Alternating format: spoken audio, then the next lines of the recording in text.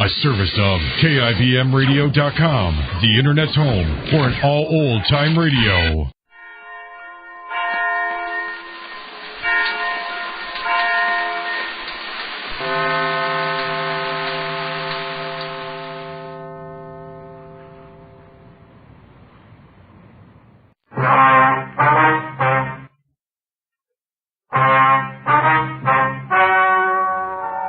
Ladies and gentlemen, the story you are about to hear is true. The names have been changed to protect the innocent. Dragnet.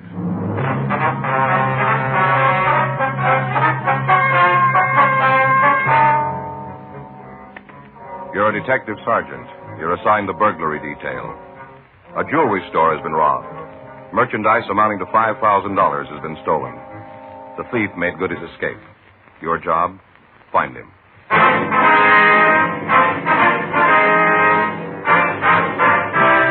Dragnet, the documented drama of an actual crime. For the next 30 minutes, in cooperation with the Los Angeles Police Department, you will travel step by step on the side of the law through an actual case transcribed from official police files. From beginning to end, from crime to punishment, Dragnet is the story of your police force in action.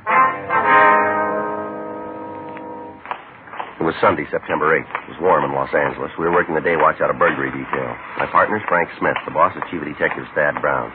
My name's Friday. We were on our way out to the scene, and it was 10:18 a.m. when we got to 6247 28th Street, the jewelry store. I'll be right there. Yes, sir? It's not a very big place.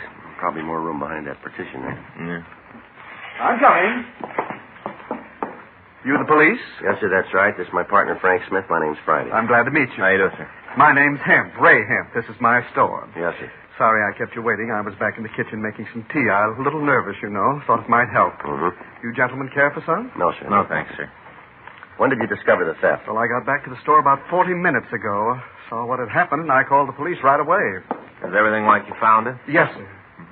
These cases open? That's right. I haven't touched anything in here. Didn't want a chance messing anything up. Yes, sir. Didn't leave very much, huh? Couple of watch bands is about all. Really cleaned out the place. Now, about the watches, what kind were they? Mostly wrist models. A couple of pocket size. Uh-huh. All different brands, but I just got a bunch of Longines in. Took every one of them. Yes, sir. Cleaned me out. Can you tell us how they got into the store? Yes. I'll show you how they chopped a hole right through the wall. All right, sir. Right through the wall. In the back. Came right through. You can see there. Goes right into the storeroom of the barbershop next door. Sure made a mess of the place. Plaster all over the floor. Yes, sir. Pretty much ruined the wall, too. Yeah.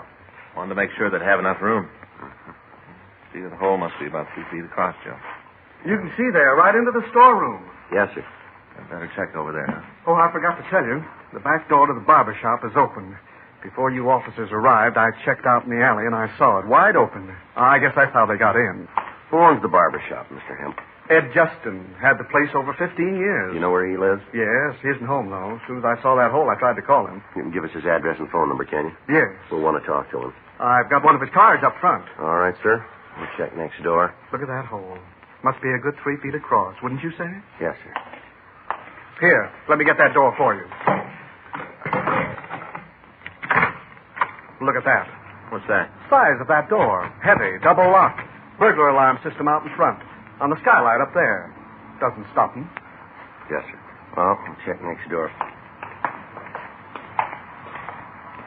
Seems like kind of a nice little guy, huh? Yeah. Wonder why the thief didn't close the door when he finished. Probably nothing left to steal. Yeah. Take a look at the door here. Doesn't look like it was forced. Well, Justin might have left it unlocked. Well, they sure made a mess in here, too. Yeah. Looks like they had a head start. Huh. The place must use a lot of hair oil. Yeah, only that's liquid soap there. Oh, yeah. Doesn't look like there's any tools around. Well, How you doing? take a look. Want to find something? Come here. What? In the dust here. Can you see it? Yeah. Impressions? Huh. Looks like a stocking foot, huh? Yeah. Well, the guy must have worked with his shoes off. That's the way I'd call it. You notice right here? What? In the middle of the print? The stain? Yeah, looks like it could be blood. Possibly might have cut his foot. What do you think? Uh-huh. Well, Let's call the crime lab, have them send a crew out to go over both places. Huh? Yeah. Joe? Yeah. Take a look at the skylight up there. Mm-hmm. It's broken. You better check the roof, huh? All right. Sure looks like hair, Tommy. Yeah, it's green. Yeah. There's the drain pipe there. Might have used that to get up. Mm-hmm. We'll have the crew check it. Let's go back in. Yeah. Mr. Hemp? Yes? Find out anything? Well, we're not sure yet, sir. I wonder if you could tell us, is there some way to get to the roof of the building here? Oh, yes. Come on, I'll show you. There. You see? Up in the corner. Trap door. Mm-hmm. Hinged. Swings right up. It's been a while since I've used it. You have something we can use to get up there? Mm-hmm. I've got a ladder. I'll get it. All right, sir. You want me to give you a hand with that? Oh, I can get it. All right. Here, you better let me help you with that. I'll swing my end over, and you can walk it right up under the trap door. All right, be careful now. All right. How's that? That's fine. That'll get it. You want to steady the ladder, Frank? Yeah.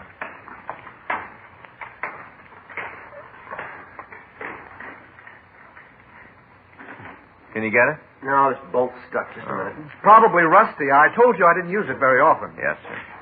Okay, that's got it. Good. Okay, now, hang on, will you, while I boost myself up? I got it. Okay. All right. You want to come up, Frank? Yeah.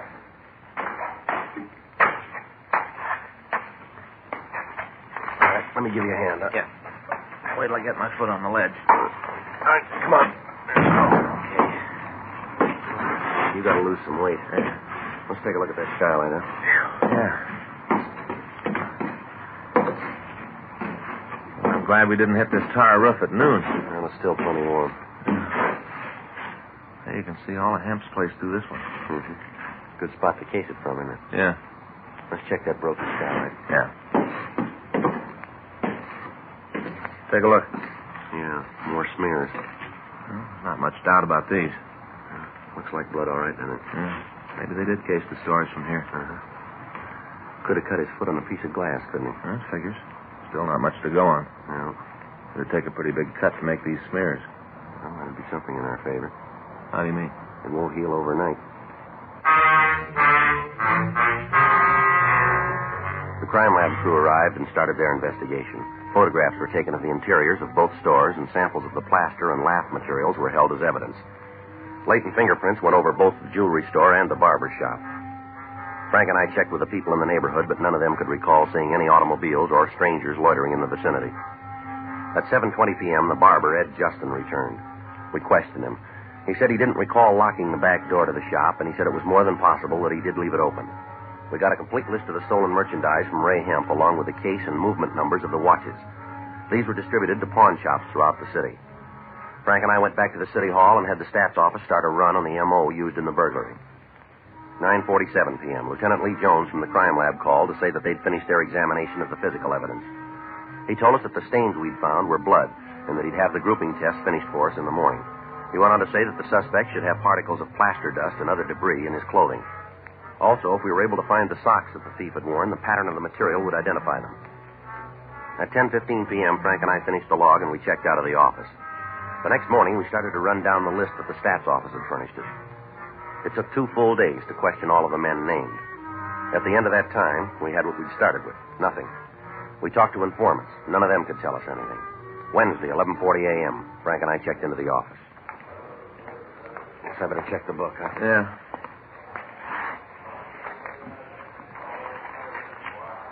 What you got? A call from Lucarelli over at Narcotics. Yeah. Says they picked up a guy this morning. Luke talked to him and figured maybe we'd want to see him. You say why? Well, he didn't spell it out. He saw our teletype on the jewelry store thing. Yeah. It's about some watches.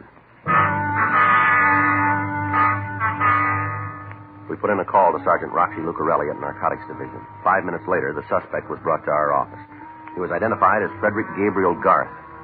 He had a record listing several arrests for burglary and narcotics. He'd served 1 term at the county jail on the narcotics charge. He was brought into the interrogation room where Frank and I questioned him. What are you giving me trouble for? I'm clean. They found nothing on me. Is that so? Sure, the marks are old. Been a long time since I had a fix. Well, what do you want from me? Information? On what? You've been around a while, haven't you, Garth? Sure, I'm a native son. Then you must have a lot of friends. A couple. Any of them selling wristwatches? What do you mean? Well, you don't need a drawing for this now. Any of your friends selling watches cheap? No. You sure about that? What are you trying to build? Well, the way it came to us, you can steer us to a cheap watch. Well, you got it all wrong. I don't even own a watch. If I could buy one cheap, I'd have one. Is that right? Well, sure. I always wanted a good one. Mm-hmm. You know anybody who can lead us to a good buy? Well, what's in it for me? What do you got now? Nothing. Well, you're going to leave the same way. Well, no reason for me to give you a hand, then, is there? Then put it down that we're going to have you in here again. The way you act now will go on the books. How about it, Garth? Who's going to know? You, Smith, and me. For real? Won't do us any good to spread it around town, will it? Okay, I met a guy last night. Showed me a watch he bought for $5. What'd it look like? Gold. Pretty good watch. Fellow friend of yours? I know him, that's all. You got a name? Yeah, Victor Gordon. Where'd you see him? Hot dog stand. Well, where's that? Out on Western. Western's a long street. Corner of St. Andrews. And what's this Gordon do for a living? I don't know. I just see him around the hot dog stand once in a while. You live around there? Yeah, I got a room near 39th and Western. I don't know the number. It's a big green place. Got those kind of plastic shingles on the roof. Red ones. Mm-hmm. You show it to us? Yeah, a friend of mine has a car. We drove him home a couple of times. Did you get a good look at the watch last night? Yeah? What kind was it? Longy. You're pretty sure about that, are you? Sure, I looked at it pretty good. He took it off his wrist, asked me if I thought it was worth $5. Uh-huh. Well, I told him it was. At least I'd pay that for it. It's a real beauty. All right. Can you give us a description of this Gordon fellow? Yeah? We want you to show us where he lives. Well, I've ridden this far. No reason to get off now. You got any more on him? You're going to find out anyway. Yeah? This Gordon, Uh-huh. he's an ex-convict.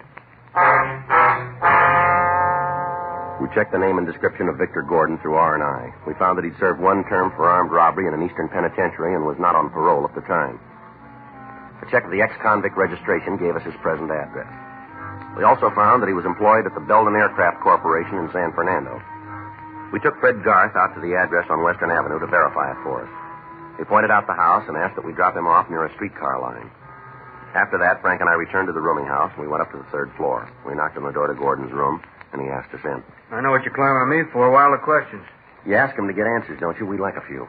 But you tell me what all this is about, and maybe it'll shake up my memory. All right, the way we heard it, you were wearing a new watch last night. Well, you got it wrong. That's so. Yeah, I haven't got a watch. We got it different. Look here. You see one? If I had a watch, I'd be wearing it, wouldn't I? You had one last night, mister. Well, you're crazy. I haven't got a watch. We are different. Somebody lied to you. I showed you I'm not wearing one. You don't mind if we look around the place? Go ahead. You won't find anything. All right. I'll check the closet, Joe. Okay. And you're wasting your time. You're not going to find anything. Well, then you haven't got anything to worry about, have you? Go ahead and mess up my room. Tear it apart. You're not going to find anything. Why don't you just simmer down there? I just don't want to have to put all that stuff back. Joe. Yeah. What do you got?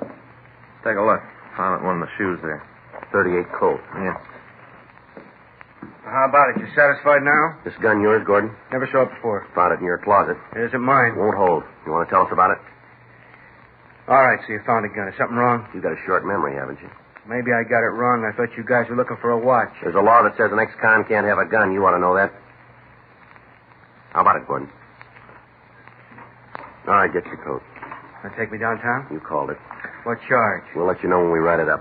It's a bad beat. Oh, yeah, sure. Well, it is. I don't know what you're after, but I had no piece of it. You want to get the watch? It's in the medicine cabinet in the bathroom. All right, you sit still. I'll get it. I bought it. I paid $5. We'll get to that. How about it, Joe? Yeah. You got a pen, knife? Yeah, keep it here all over. All right. You want to give me the number? I'll check it against the list. Yeah. Wait a minute. Yeah. Kind of hard to see. 1, 6, 7, 5, 8. I think the next one's a 9. Let me see then. Yeah, that's a 9. Is it on the list? Wait a minute. Look, I didn't steal it. I was wrong about the gun, but I didn't steal the watch. Look, just sit still. How about it? No, it's not here. Wait a minute. Try the other side. Mm-hmm.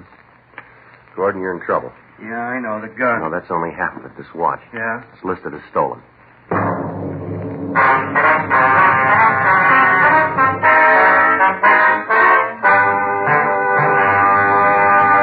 You are listening to Dragnet, the authentic story of your police force in action.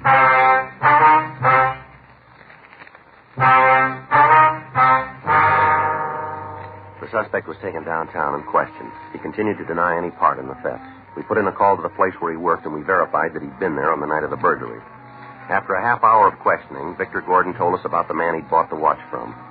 He said he didn't know his full name, that he knew him only as Kermit. He went on to say that his girlfriend had been with him when he bought the watch and could verify the story. We contacted the girl, Celia Kirk, and we talked to her. She told us the same story we'd gotten from Gordon.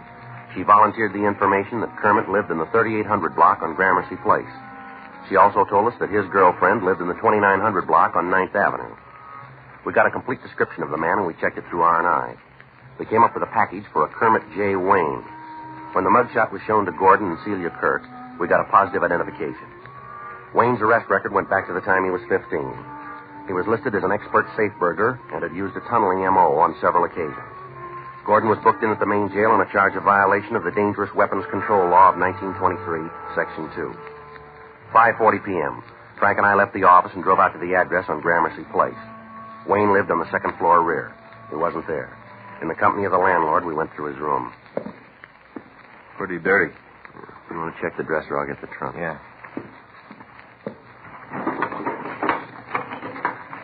Hey, Joe, look.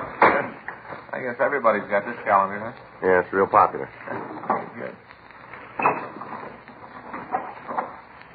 Hey, look at this. Did you turn something? Yeah? Drawer full of dirty T-shirts. You gotta put them someplace. Oh. I have gloves for this job. How you doing with the trunk? There's nothing much in it. More of those calendars. Wayne must be a fine arts patron. Dirty shirts in this one. I don't know. Maybe the guy hasn't heard of laundries. What do you think? Well, the trunk checks out. Well, how do you like that? I should have known. Dirty socks, whole drawer full of them. Well, he's neat anyhow. Huh? I'll check the closet.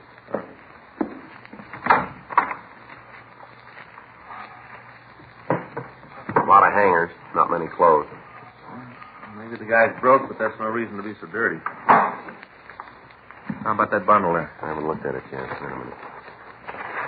It might be his clean shirts. No, pair of pants. Figures. They're dirty, too. Wait a minute.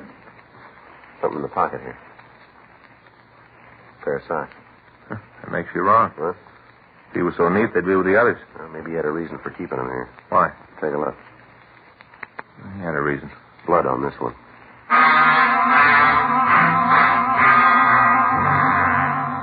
We checked out the rest of Wayne's room, but we turned up nothing to further tie him in with a burglary. We got a description of his car from the landlord, and before we left, we made arrangements for a stakeout to be set up on his room. We took the pair of pants and the blood-stained socks down to the crime lab for examination. 8:20 p.m. Frank and I drove over to 9th Street to try to find Kermit Wayne's girlfriend. We checked the 2900 block, and we found a car that matched the description of the one owned by the suspect. We checked the white slip and found the car was registered to Wayne. Frank pulled two of the leads to the spark plugs, and we went back to our car to wait for Wayne to show up. The night dragged on. 4:29 a.m. It's been almost 8 hours. Yeah. Something had happened, don't you? Put in with you. Joe? Hmm? You ever notice around the city all the clocks that are stopped? No, I can't say that I have. You know, on business places, storefronts, walls, all over. Well, what brought that on? Oh, I was just thinking a little while ago. You know, some smart fella did a lot of work fixing them. All the clocks that don't run. Mm-hmm. They're only right 2 times a day. What? Clocks that are broke. Twice a day they're right. How'd you like to be right only twice a day? Well, some fellas would be all right. Like who? Guys that bet on the horses. Oh, yeah, probably would. Never thought of that. Wouldn't be so good if you worked in a chicken hatchery, though. Where? Chicken hatchery. What do you mean? Well, those guys up there, they look at baby chicks. They're a day or so old, and they tell what they're going to be. You know, men and women. What? Well, they're going to be roosters or hens. Oh, yeah. Pretty good money in it. Well, that's a new one on me. Yeah, but you got to be right. None of this twice-a-day stuff. You know, say a guy bought 100 little baby chicks expecting to get, 98 hens and 2 roosters. Mm-hmm. And he finds out he got just the opposite, 98 roosters and 2 hens. How do you think he'd feel? Disappointed? You bet he would. That guy'd be looking for a new job, too. Yeah, well, maybe he could fix those clocks, huh? Well, sure be a lot of money in it for Hold it. somebody, huh? Across the street. Yeah. That's it. Talking to somebody inside there. I can't see him too good. Not the right height, though. Yeah. Coming this way now. Notice the walk? Checks out all the way. Yeah. It's him. All right, wait till he gets in the car. Okay, let's go. Right. Hey, fella. You Kermit Wayne? Hey, what is this? Police officers. Are you Kermit Wayne? Yeah, what? Get out of the car. Come on. Keep those hands where we can see them. Why do you want to talk to me? Come on, get out. Just put it down the way you walk, huh? This don't make sense. It does to us. What do you mean? You're limp.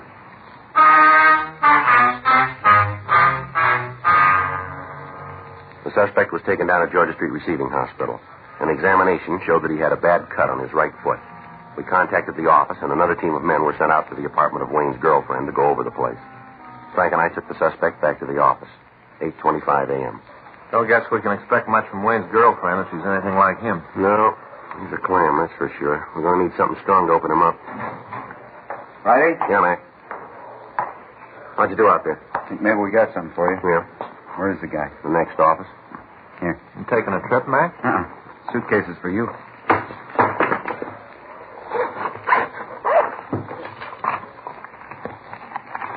Watches, rings. Wayne's girlfriend didn't know it, but she was in the jewelry business. Oh, look at this. All Longines. How about serial numbers? Haven't checked them yet. As soon as we found this, we came right over. All right. We'll run them. Do you have any trouble? No, really. She was pretty cooperative. Didn't see what was going on. Mm-hmm. We told her Wayne was in custody, gave her a big story. Tells easier than it was. How'd you locate the stuff? When we told her about Wayne, she remembered the suitcase he wanted her to keep for him. Mm-hmm. He told her it was some war souvenirs. Didn't like to leave them in his room. Mm-hmm.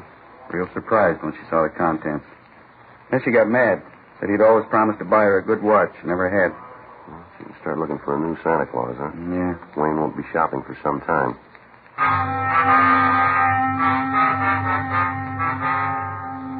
We checked the serial numbers on the watches, and we found that they were the ones taken in the burglary of the jewelry store. All of the other merchandise matched the description that we'd gotten from Ray Hemp. 9:18 a.m.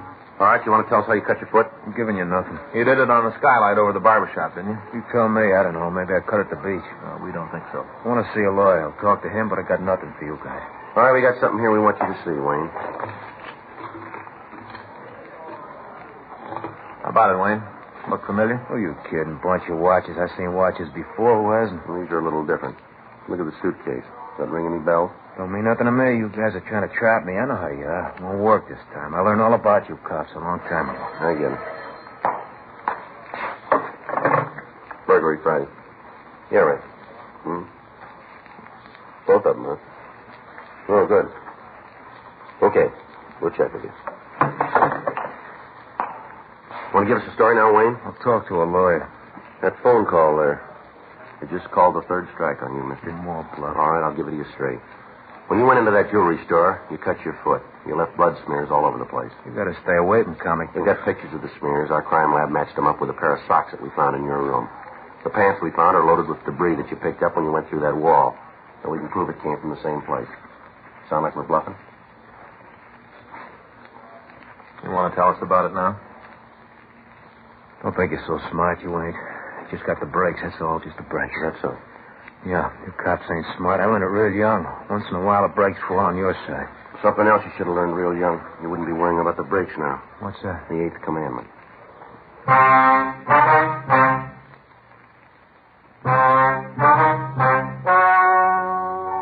The story you've just heard is true.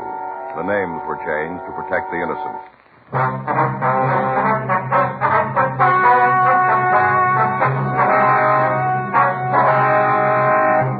Kermit J. Wayne was tried and convicted of burglary in the first degree. Victor Cavell Gordon was found guilty of violation of the Dangerous Weapons Control Act and received sentence as prescribed by law. Burglary in the first degree is punishable by imprisonment in the state penitentiary for a period of not less than 5 years. Violation of the Dangerous Weapons Control Act is punishable by imprisonment in the county jail for a period of not more than 1 year, or a fine of $500, or both such fine and imprisonment. You have just heard Dragnet, the authentic story of your police force in action, and starring Jack Webb, a presentation of the United States Armed Forces Radio Service.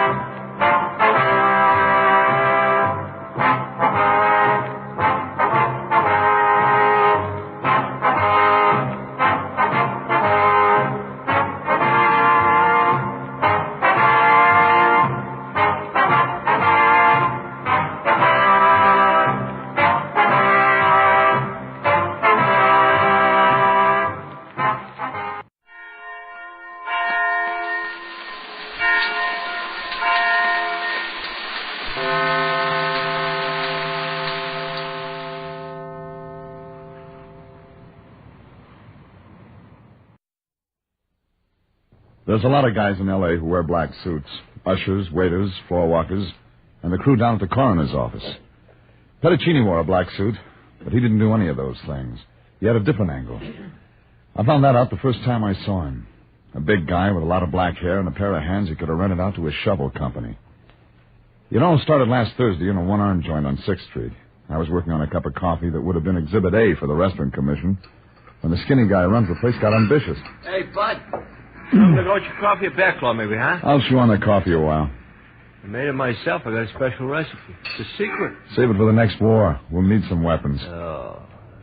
Try to please the public, and what do you get? Nothing but talk. Everybody got to have an answer. I'm going to be a big man in this business someday, and I'm Sure. Your phone's ringing. Maybe it's J.P. Morgan. Oh, your wise guy or something, huh? So it's only your girl. I ain't got one. A girl ties you down, you can't get nowhere. It's a bad business. Hello, you Backlaw Coffee Shop, you who? I'll ask him. Hey, Bud, is your name Regan? Who wants to know? A guy named Lyon. Hang up on him. Bad business, hanging up on people. Here. Okay. Yeah?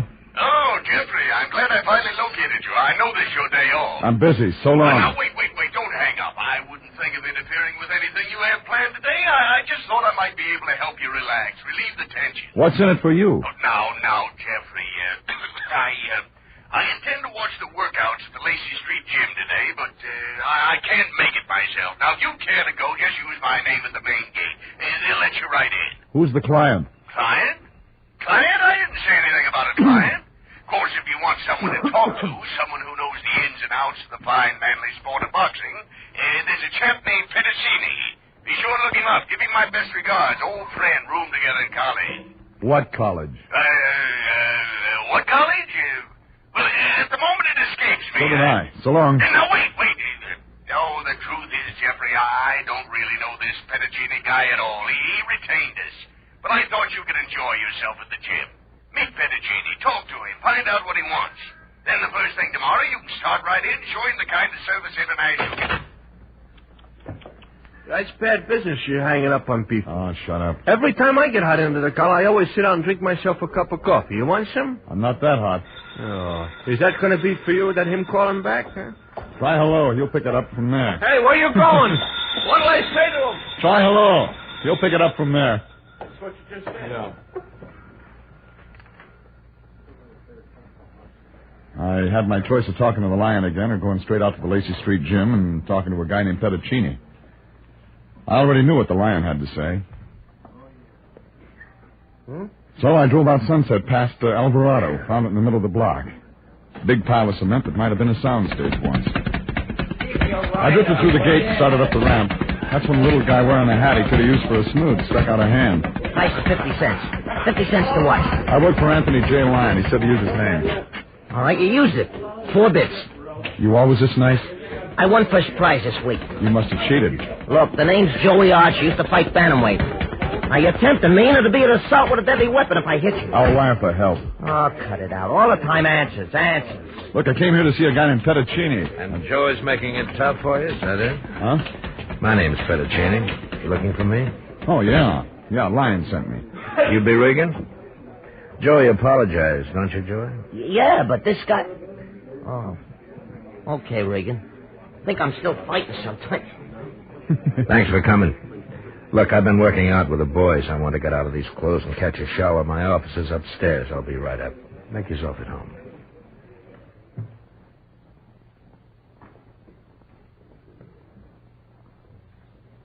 It wasn't much of an office.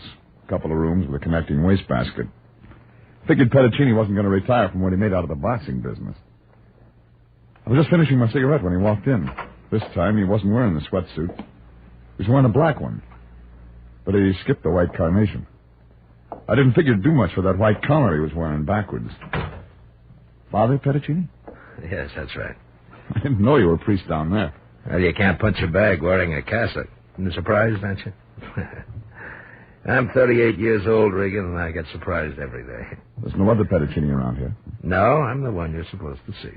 Well, maybe the Lion didn't know you were a priest either. Well, come to think of it, I may not have mentioned it when I phoned him. Yeah, I thought so. Well, Father, we'd be glad to help, but I'm not sure you have anything to be in our line. This is in your line. Oh? All right, Father. What can I do for you? Find Davy Lang. Do you know him? Middleweight? Mm-hmm. One who topped Al Shummer 2 nights ago. That's him. Gee, a guy like Davy'd be hard to lose. Not so very. You know anything about him? Well, I've seen him fight. He's a comer. Turned pro a couple of years ago, that's all. I'll tell you the rest. He's got a good right hand, and he keeps in training. He's one of my boys, Regan, and I want him back. Well, a guy like Davy can take care of himself. Nobody can take care of himself. Davy's on parole, Regan. He made a mistake once. And you don't want him to make another one. He's due to report at the parole office before Saturday. Well, what's he waiting for, an engraved invitation? I don't know, Regan. I haven't talked to him lately. Oh, he's disappeared. Yeah. They gave him a rule book when they let him loose. He knows what he's doing. And you and I both know what it means if he antagonizes those people. It'd be rotten if they sent him back up. Rotten. You can only do one job, Father. I'll do a dozen if I have to. That's why I wear this collar. Have you got a light? Yeah.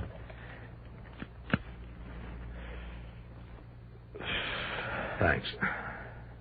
You know, I was raised on this street, Regan. I've known a lot of guys like Davy Lang, kids who make little mistakes that turned into big mistakes. You figure Davy Lang hasn't made that big one yet? I figure David Lang isn't going to make that big one.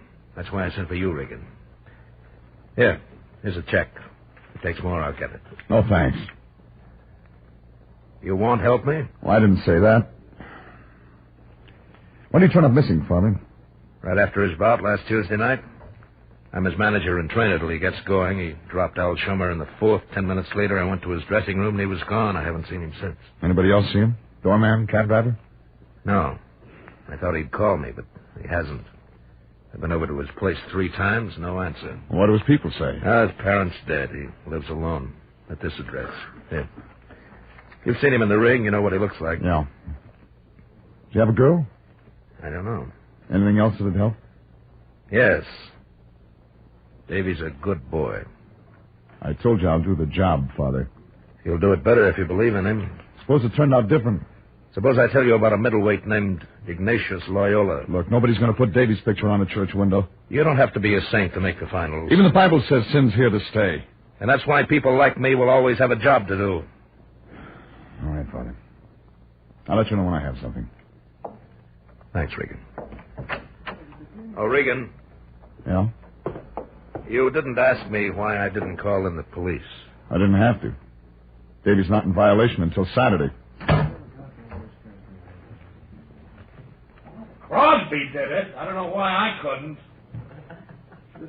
I left him standing there blowing smoke rings. A kind of smile came on his face, like maybe he just got some inside dope and something real big. But I didn't feel like smiling. I climbed in my car and drove down to the Missing Persons Bureau. They hadn't picked up anybody who looked like Davy Lang. Then I went through the dead and unclaimed records over at the city morgue. Nothing there. Lincoln Heights and City Jail, all the hospitals turned up the same. Nothing. It was after 7 when I got to the address Father Petticini had given me. A red brick apartment house in South Marathon. Davy's place was on the 2nd floor. I pulled out a ring of skeletons and won my letter on the 3rd key. I didn't expect to find anything. I was wrong. A blue suit with a scar across his face was standing in the middle of the room. It was dark in there, but I could still see that .45. And I began to feel nervous, like a hula dancer in a forest fire. All right, Nosy, close the door. Walk over to that wall. That's right. Okay. Now, tell me you're the landlord. Milkman? Friend of Davy's? That way, huh? Well, you... Listen, Bus. Don't you guys ever learn? My knees folded like an army cot. Began to see pinwheels all over the place. He knelt down beside me and went through my pockets. I heard him grunt when he found my gun. Then he lit a match to read my billfold. He didn't like what he found there, either. Your name is Regan, and you're gum healing for Davy Lang. Who sent you? Oh. I ask you one question. Who sent you, Regan? Was it Mel Lawrence? Did she hire you? No. She'd have more brains than that. Ah, that priest, wasn't it? Davy ain't got no family. It was a sky pilot who hired you, wasn't it? Pediccini. Yeah. Pediccini. Why didn't I think of that, huh? Pediccini.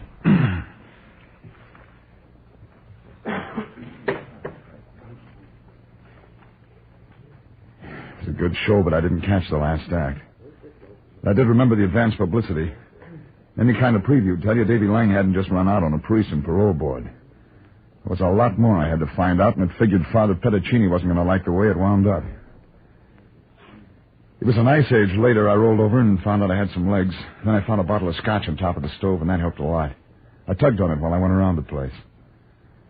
There were 3 suits and an empty suitcase in the closet, and some shirts and things in one of the drawers. Wherever Davy'd gone, he was traveling light.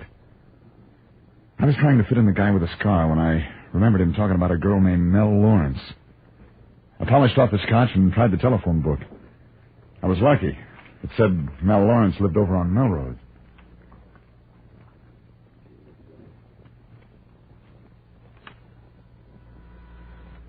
I was still rocking on my heels when I rang a bell. Bell? When I saw that blonde hair, I began to feel better. She stood there and looked at me a while like I was breathing some air I shouldn't. And she turned halfway around and gave me a profile. I wasn't expecting company, or I'd change clothes. You got something better in there? Do you like the way I wear my hair? Fits your face. How about my face? Do you like it? It's nice. I'm looking for a new boyfriend. Mine ran out on me. Come on in. I keep my scotch over there and my bourbon over there. I'm a model. I work 3 or 4 days a week, and the rest of the time, I don't have anything to do. Well, if things are that good, why'd your boyfriend leave? You tell me. Maybe I can help. Sure you can. Just put your arms around me and kiss me. My name's not Davy. Shut up and kiss me. Well, that wasn't the trouble. Now, tell me I'm pretty. You're pretty.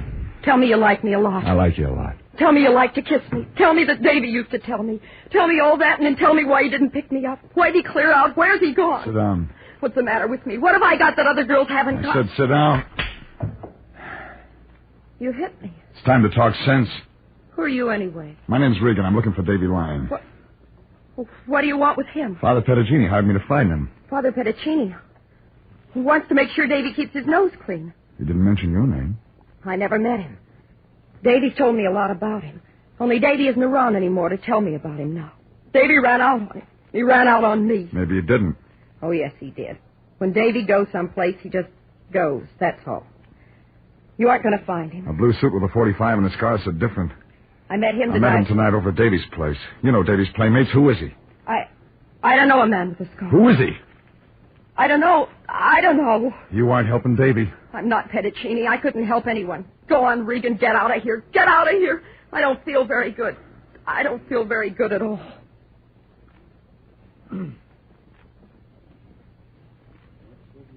Well, I knew she had some more to say, but I knew she wasn't going to say it then. So I left her sitting there and got in my car and drove home. I wanted to think. I wanted to get one good reason that said Davy Lang wasn't playing on the wrong team. When the lion's around, you don't do any thinking. The lion was around. Jeffrey, I'm glad you got home. I wanted to talk to you about Pediccini. He's a priest, isn't he? Yeah, why? Run any expenses yet? No. Good, then we'll drop it. I'll phone him first thing in the morning, recommend another agency. I've been thinking... You've been thinking wrong. We're staying with this one. Well, now, see here. I'm the president of International Detective Bureau, and I can't collect a bonus from a member of the clergy. It wouldn't seem right. You better not try. Oh, I wouldn't. Those men take the vow of poverty. But we haven't taken any vow of poverty, and the agency has expenses. Now, get this. We're hired to find Davy Lang, and we're going to find him. Why? Why should we? Because everything doesn't add up to a dollar sign. No?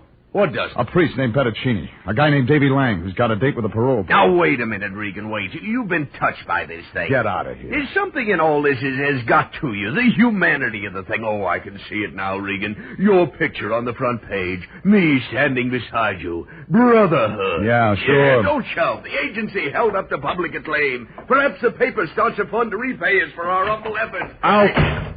Jeffrey, I haven't finished. You can't shove me out the door that way. Jeffrey, let me in. What's the meaning of this?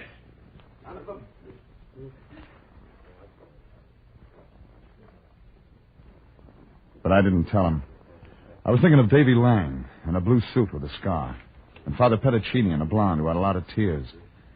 It was all out of focus, like a 10-cent movie. Blue suit sounded like he knew Davy, but I didn't like the way he'd said it. I was trying to figure why Davy'd run, and that's when I got on the phone and checked a bookmaker I know on Main Street. Hiya, baby. What's up? Davy Lang, Al Shummer bout last Tuesday. Lang bounced him in the fourth. Well, how did it figure before the fight? Let's see. Lang was favored. Plenty of 8 to 5 around town. More than usual? Yeah. It's a real coarse coin on that one. Anything wrong, baby? Yeah. What? It came out right. Huh? Hey, I don't get it. Neither do I. No, I won't throw that one away. But an hour later, it started to work through. It figured that Al Shummer, the other fighter, might be able to fill in some bald spots. I got his address from the Times Sports Desk and went down to his hotel, a place on Soda Street. But Al Shummer was through answering questions. He was lying on the floor when I got there. A knife the size of a baseball bat was sticking out the front of him. And he had company. Father Pettacini, picking up where that knife left off. You'd better phone the police, Regan. Who did it? When did it happen? What? Regan, just call the police, that's all. All right, I'll do it. But, Father... I know enough law for this one, Regan. I'm suspect number 1. This is CBS, and you are listening to the story of the Man in Black. Tonight's adventure with Jeff Regan, Investigator.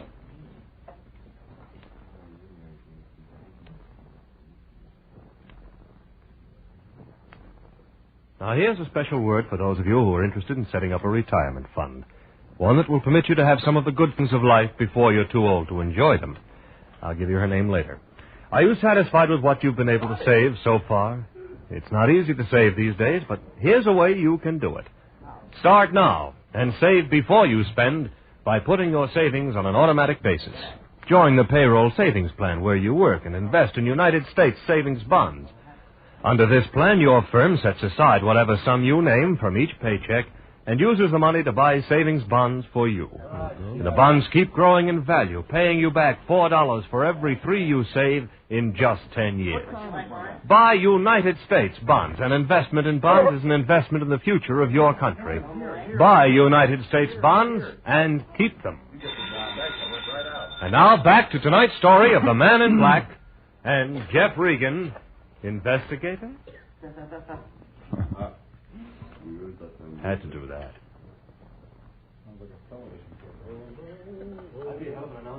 When I walked in that hotel room and found Father Pettacini standing over what was left of Al Shummer, it didn't take 20/20 vision to see Davy Lang was running hard. And Pettacini was blocking for him. Well, I phoned homicide, and they showed up 10 minutes later. Sanducci was handling it. He changed 8 shades when he saw who he had to ask questions. But Sanducci's a cop. Took him 13 years to get that double-breasted suit. And he started in. All right, all of you. Clear out, beat it. We'll dress it up later. Well, Father, you know what I got to do? We all have our jobs, Lieutenant. I'm going to ask you first, Regan. Well, I came over to see Al Shummer. And he found me beside the body. I was administering extreme unction. He was still alive? I wasn't sure, in a case like that. I know, Father. What business you got with Al Shummer? He called me, asked me to come. Why? I don't know. I found him this way. Regan, how about you? Oh, I wanted to talk to him. About what? Fight. A fight, huh? That's all there is to it. Tu sei un grande bugiardo. I speak Italian, too. Se tu vuoi sapere qualunque, allora domanda da me. Se tu domande, non sono esauriente. Provatemi. Padre, io ho una missione e lo devo fare. Regan, io ti domando un'altra volta. Look, once more, Regan. Tell me why you want to see Shummer. Regan works for me. Ask me the question. All right, I ask you. Not here. Down at headquarters, Lieutenant. Headquarters? You want me to arrest you? Regan found me in a room with a murdered man. That's enough to take me down for. But All right, Father. I take you into custody. And, Regan, you know what you have to do? I know, Father. Well, let's get busy. Father? Yes. I've made 1,000 arrests in my day. I've taken them in for everything. You sure you want me to do this? Like you said, we all have our jobs to do.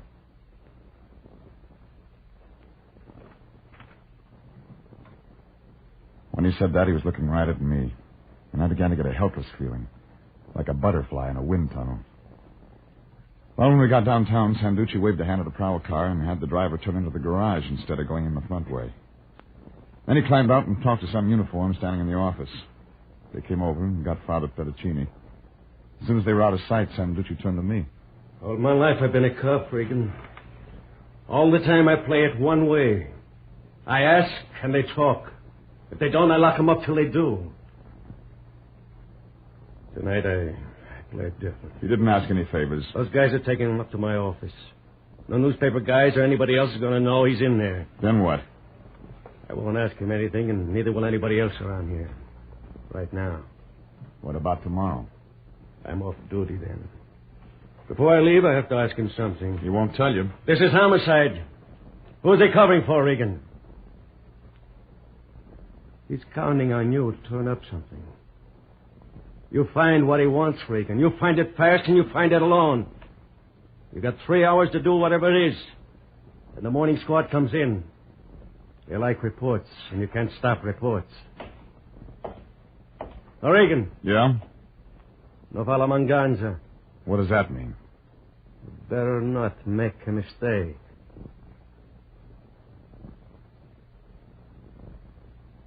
Sanducci was bending over backwards to give me time. 3 hours to find Davy lying.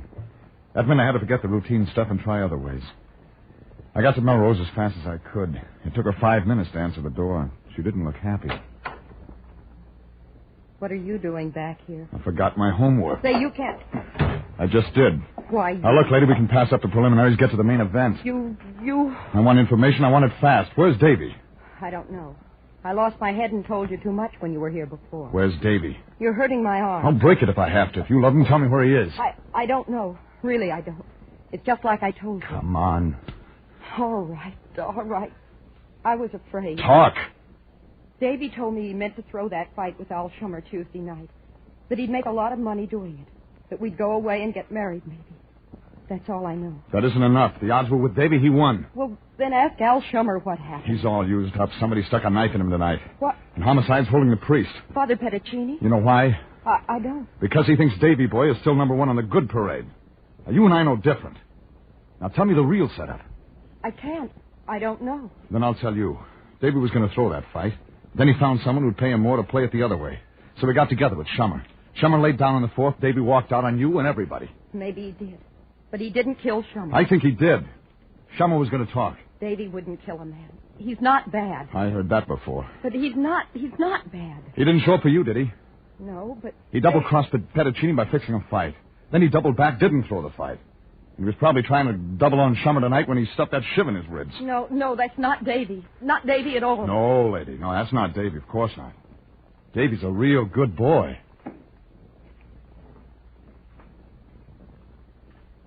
Well, I thought I had most of it when I left there. You'd figured David got a bright idea somewhere along the line and bet on himself to win. That meant he had to make a deal with Al Shummer. Only Shummer wasn't around to talk about it anymore. I figured if I walked into the station and gave that much to Petticini, he'd let Homicide handle it from there. But I was wrong. Regan, did you find him? No. Something's happened to him. He's blown town. I can't believe that. Father, he was fixing a fight right under your nose. Davy? He was going to take a dive, but he didn't. And Shummer, was he in on it? Well, they must have tussled over the payoff. What else? Well, he's rattled on everybody he knows, including his girlfriend. We haven't heard Davy's story. He couldn't write one good enough. Isn't it that late? Father, you can call in Sanducci right now. You can tell him what I've told you. They send out a pickup on Davy. You'll have to sooner or later. And what about the parole board? He's broken that. Shummer's dead. We don't know if he did that. Who else? It doesn't fit Davy. All the rest of it does. That can be cleared up. You take a lot of convincing. You're a detective, Regan. You always come up with facts. All I've got is faith. In him? I can't believe he'd kill a man. I'll get Sanducci. All right, Regan. All right. Hey, Sergeant, You want... Through, Regan? Yeah. Where's Sanducci? In his office. I'll call him for you. Okay, Mouthpiece. Right in there. Pardon me, please. Who the hell are these people? Sure, All right, I've stopped the watch. Where is... Come on. Jack, up on mic, boy. Who's the page 28? Bottom of 27. Let's get on mic. We're recording it, Yeah. huh? Come on, let's go. Bottom of 27. Pardon me, please. Sure, Sarge. Yeah? Never mind calling. Suit yourself, Regan. When did Father Petticini send for a mouthpiece? He didn't. The guy just showed up, said he was a lawyer, wanted to see him. Why? I don't know. All right to send him in, wasn't it? I didn't answer that because the guy who'd passed me in the hall had his coat collar turned up. The glasses made it look good. But if he was a lawyer, he'd gone through law school in one day. I waited around outside. He wasn't in there long. 10 minutes later, he brushed out the door. I was waiting for him at the corner. Hello, Davy. How's murder these days? Easy, kid. This is a gun. You're no cop. I don't know what you told him in there, but I don't listen easy. Oh. You must be Regan. You've been looking for me. Yeah. You slip around fast. That gun doesn't make you look that good. I saw the guy with the shiv in him. You might have used the same line on him. Father Petticini told me how you figured it. I can't blame you. I know it must have looked that way. You got something different? I'll tell it to you.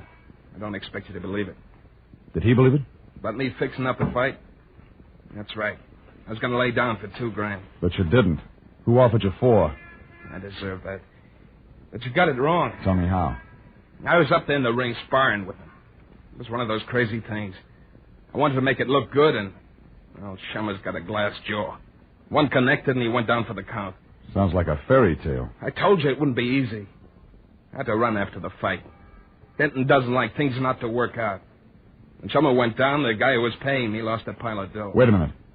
The guy who was paying you... Toby Denton. A guy with a scar. Yeah. He's after me. Yeah.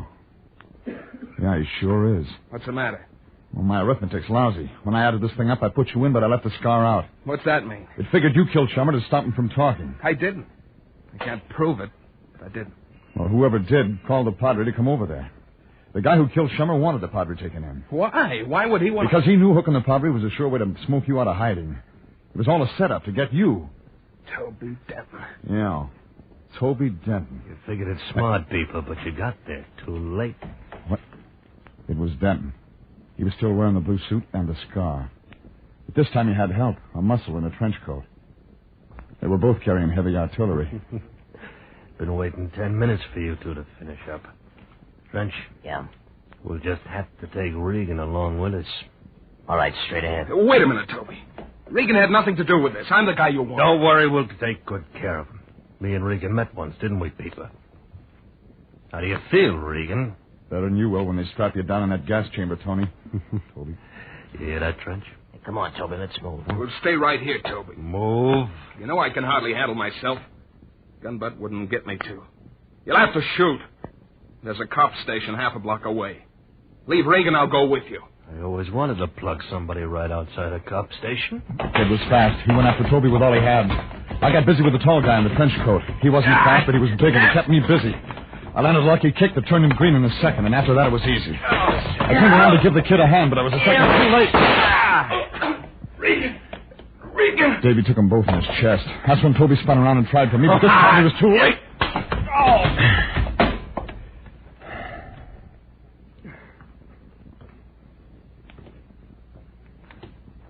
Lie still, kid. I'll get a doctor. Regan, I done everything wrong. I didn't want him to get you, too. Don't talk. You made up for it all. I'm not bad. All the way? No. Like the Padre always said. You're a good boy.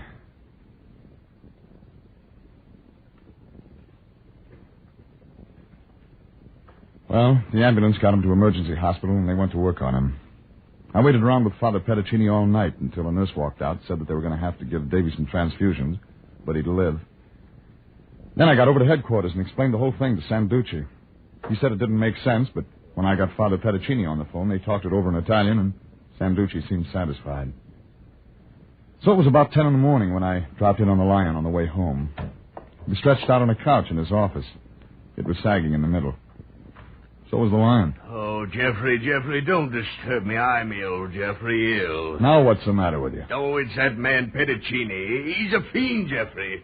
Man's got an uncanny power. It isn't that. Wait a minute. Where did you see Pettacini? At the hospital, of course. I checked with headquarters and found out what had happened, so I just thought I'd go over there. You mean you took his money after all? Took his money?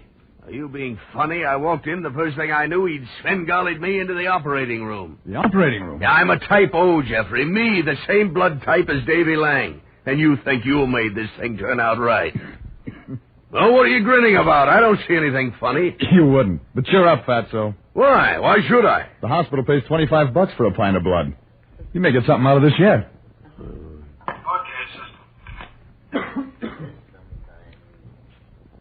CBS, the Columbia Broadcasting System.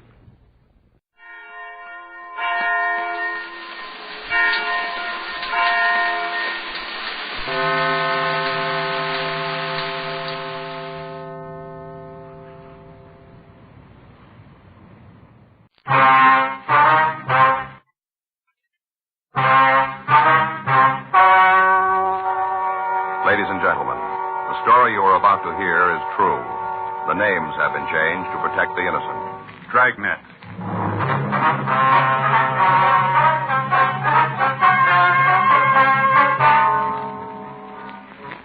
You're a detective sergeant. You're assigned to homicide detail. A young man walks into your office and tells you he wants to give himself up. You don't know if you can believe his story. Your job? Check it out.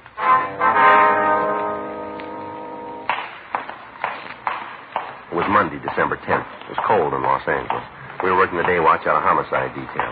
My partner's Frank Smith. The boss is Captain Lorman. My name's Regan. We were on our way back from records and identification, and it was 11:15 a.m. when we got to room 42, the squad room. Joe? Yeah, Danny. Kid waiting to see you. Did he say what he wanted? No, said he wanted to talk to you, nobody else. Did he give a name? No, nice-looking kid. All right, we'll talk to him. Be right with it, Joe. I'll check the book. All right. All right, do you want to see me? You Sergeant Friday? That's right. What can I do for you? I want to talk to you. Nothing in the book, Joe. What's your name, sir? Emil Salter. Emil, this is my partner, Frank Smith. Hello, Mr. Smith. Hi, sir. Why'd you ask for me? Well, they told me to. Who's that? The men in that room across the hall, the business office. I see. I sure hope you can help me, Sergeant Friday. I'm in trouble. Real bad. All right. So I'll sit down here and you can tell us about it. Go ahead. Well, one thing, you should know I came in to give myself up. Is that right? I didn't mean to do wrong. All right, what'd you do? Killed a man. Emil Charles Salter was 18 years old, 5 feet 7 and a half, 137 pounds. He had light blonde hair and blue eyes. He was wearing a tan windbreaker and tan pants. He looked tired, and he told us that he hadn't eaten in several hours. We sent out for some hot coffee and sandwiches. Frank checked his name and description through R&I, but he found that he had no record in our files. We asked him to tell us the story. Do you know the man you killed? No, I never saw him before. Well, how'd you kill him? Ran him down. In a car? No, a truck. Well, where'd this happen? Coast Highway near Malibu. Just this side. When? Last night. I guess it must have been around 10. It should have been around then because I left town at 8:30. It took about an hour and a half to drive up there. Now, you sure the man was dead? Yeah, I looked at him. It wasn't hard to tell. Did you try to help him at all? No. As soon as I looked at him, I knew there wasn't anything I could do. I just got back in the truck and took off. Where's the truck now? I left it. Just the other side of Malibu. It broke down, so I left it. Mm-hmm. When it stopped, I sat there for a while. Tried to think why I was hung up in something like this. Tried to figure why. Didn't come, so I got out and started to walk. Uh-huh. All the time I was thinking about the man. I could almost see him. Guess it got to me, so I came back, caught a ride, and came back. Mm-hmm. Hey, Joe, here's the food. Oh, thanks, Danny. What do we owe you? Count $1.60. Wait a minute. You got 15 cents, Frank? Oh, yeah, I guess so. Yeah, here, Danny. Thanks. A couple cartons in there, black. Right, thank you. All right, here, Emil. Help yourself. Thank you. Sure hungry. I hadn't had anything to eat since last night. Mm-hmm. You want to tell us about the truck? Yeah. Where'd you get it? I stole it. That's wrong, too, I know. Everything I do seems to be wrong. Where'd you take it from, son? Parking lot near where I used to live. Where's that? A rooming house on 9th Street near Figueroa. Can you show us where the truck is now? I guess so. I don't think anybody could move it. Broke down, like I said. Where you from, Amos? Waukesha, Wisconsin. It's a small city near Milwaukee. Maybe you've heard of it. No, I can't say I have. Got good water. Springs and wells. Real fine. Manufacture things, too. Motors, jacks, lots of things. Mm-hmm. Sure is a nice little place.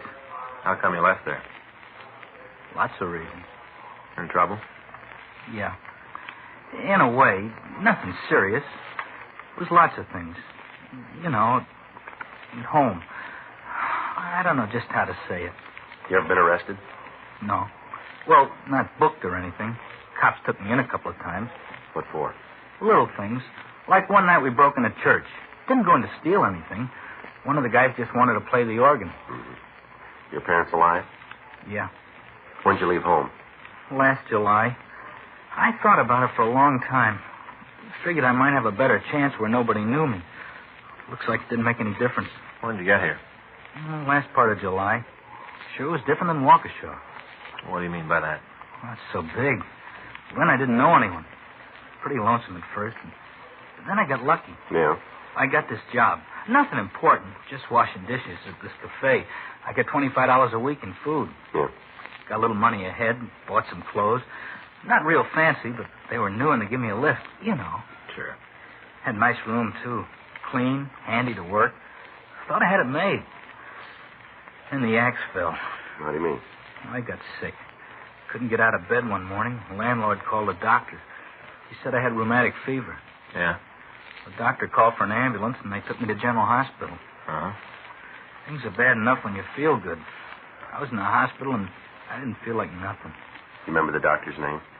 No, sir, I don't. How long were you in the hospital? 3 days. They discharged you in 3 days, did they? No, sir, I ran away. Why? Well, the Travelers Aid Society said that they were going to send me back home. I didn't want that, so I ducked out. Mm-hmm. I went back to my room. I got a couple of bucks I had hid and left. Mm-hmm.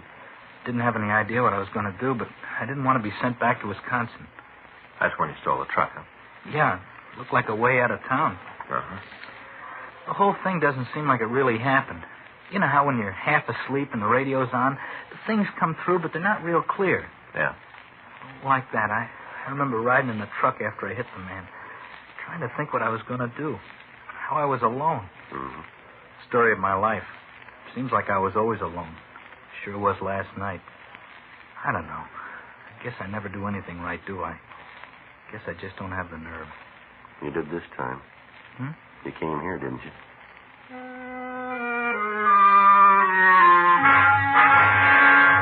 We put in a call to accident records and verified Emil Salter's story. The body of a man identified as Lloyd Holtman, transient, had been found by officers of the Highway Patrol. Holtman had apparently been struck by a vehicle traveling at high speed as he walked along the road. We checked with Lieutenant Lee Jones at the crime lab, and we found that his division had made an investigation. Frank and I left the office and went over to see him. He showed us pictures taken at the scene. On the victim's coat, the lab crew had been able to find traces of blue paint. Jones was not able to tell us what type of vehicle had hit the victim, but he did say that from the high rate of speed at the time of impact, there would be extensive damage to the front end of the vehicle. Emil Salter was booked on charges of violation of Section 480 V.C., a felony. Frank and I checked him out of the main jail and drove out to where he'd left the truck. He told us to drive up Highway 101. When we got past the Malibu colony, he directed us to turn off onto a dirt road. We drove about 200 yards, and then he asked us to stop. You sure this is where you left the truck? Yeah, just over there, behind those trees. When the engine started acting up, I looked for a place to park. Figured it'd be better if I got off the road. There it is. You can see it now. Uh-huh. This is the same one you stole last night, is it? Yes, sir. It's the one I was driving. I'll check the front end. Yeah. Did you have anything to drink last night? No, I had enough of that at home. Mm-hmm. You're sure this is the truck you had when you hit that fellow? Yeah, I'm sure. I don't know what all the questions are about. I said I did it. I'm not trying to hide anything. There's nothing up there, Joe. Front end's clean. Well, it doesn't make a lot of sense, does it? No. I don't understand what the problem is. Well, what you tell us doesn't add up with the evidence here. What do you mean? Well, the report we got says that the man was killed by a blue vehicle. Uh-huh. Now take a look at that truck, will you? Yeah? Black. We put in a call to the office and we asked them to send the tow truck out and impound the vehicle. We stood by until they arrived. Frank and I drove Emil Salter to the scene of the accident. He pointed it out for us. According to the information we'd gotten, the location he gave us was the place where Lloyd Holtman had been found. We checked the area, but we failed to come up with anything new. 5:20 p.m. We returned the suspect to the main jail and we went back to the office. We sent a radiogram to the authorities in Waukesha asking for all available information on Salter. At 6:47 p.m., we checked out of the office. The next morning, December 11th, Frank and I met in the squad room. Hi, Joe. Morning. See the morning papers? Yeah, guess there isn't much news, huh? Sure gave Salter a lot of space. Yeah, wish we could find the answers. I called Lee when I got in. They went over the truck, found a lot of the kids' prints, but they didn't turn anything that would point to an accident. The way the body looked, there should be something on the car that ran him down, shouldn't there? Excuse me? Yes, sir. Wonder if y'all can help me out? Well, we'll try, sir. Come on in. What is it you want? Well, that there kid in the paper? Sir? You know, a young kid that ran down the old bum, Emil something? Salter. Yeah, that's it. Well, what do you know about it? Well, just take it easy now. A couple of things I gotta be sure of before I tell you anything. All right, what's that? Well, I ain't gonna get mixed up in nothing. We can't promise you that till we heard what you got to tell. I'm wasting my time. Bye. All right, just a minute. Huh? Maybe I better straighten you out, mister. On what? Well, this kid's sitting in jail right now. He's got a pretty serious charge against him. I didn't make it. Yes, sir, that might be true, but I better tell you this. If you know anything about a felony that's been committed, and you withhold that information, you're liable for prosecution as an accessory. Do you know that? That's the law? Those are the words. Now, the only thing we're interested in is getting the case off the books. We're not going to give your name to the papers. That's a promise? That's a promise. Okay. I told you it'd be pretty bad for me if any of what I tell you gets back to my family. All right. Now, what's your name? Lawrence States. That's Loren? Yeah. You want to sit down? Oh, yeah, thank you. Now, what do you know about this? That Emil kid, he ain't guilty. How's that? He didn't do it. How do you know? Well, I seen the accident, seen the whole thing. You want to start at the beginning? Now, you're sure none of this is going to get out? We told you, not from us. Okay. Well, I took a drive Saturday night up the coast. I had dinner. Uh-huh. Now, on the way back, I stopped and parked a while. You know, kind of looked out at the ocean. Yeah. Well, I was just leaving, and I saw this old guy walk along the road, bent stiff, you know. Had a blanket roll on his back, just walking along. You know how to do. Yes, sir. All of a sudden, his car come roaring down the road. Thing must have been doing at least 90. Come roaring around a turn right at this old guy. Mm-hmm. Well, sir, the old guy saw the car coming right at him, kind of turned and started to run. Wasn't any place for him to go. Swear the road's cut right out of the mountain, you know. Yeah, we were there, we know.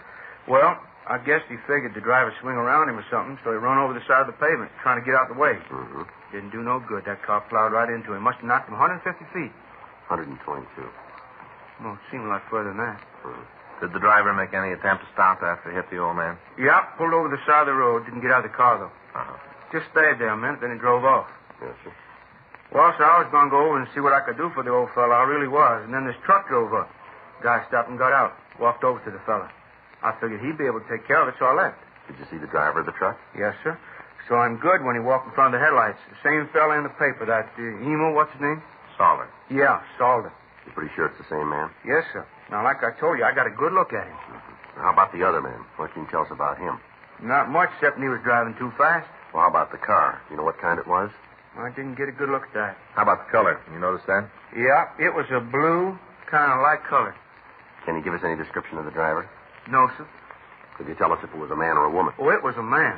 I noticed that when he slowed down. He kind of leaned out the window and looked back down the road. It was a man, all right. Could you see the color of his hair? Anything at all about him? No, sir. There wasn't any lights up there. You know, it was dark. Mm-hmm. I couldn't see very good. The main reason I know the driver was a man was the lights on the truck kind of picked him up, and that's when he left. Mm-hmm. Well, all right, Mr. States. We appreciate what you've told us. Glad to help as long as nobody's going to know. Be pretty embarrassing. Well, how's that? Well, so you see, me and the wife, we ain't been getting along too good. Nothing worth talking about. But a fella don't like to be nagged at, you know. Mm-hmm. Well, there's just a little secretary in our office, and she and I talk once in a while. A couple of times we've gone out for morning coffee together. Mm-hmm. This last beef with my wife, I figured I'd fix it good. So I asked secretary for a date. She gave it to me. We got together Saturday night. Had dinner at a place up near Malibu. On the way back, we just parked and talked. Nothing wrong, mind you.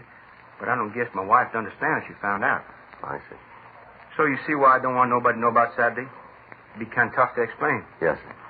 Got to thinking about it, though, and what that kid, Emo... Salter. Yeah. Got to thinking what he must be going through and decided maybe I better tell about it. Also, it's going to help him a lot. Yeah, I guess so. Oh, something else you might be able to use. What's that? Might not be worth anything out of state and all. What's that? The hit-and-run car? Yeah. I got the license number.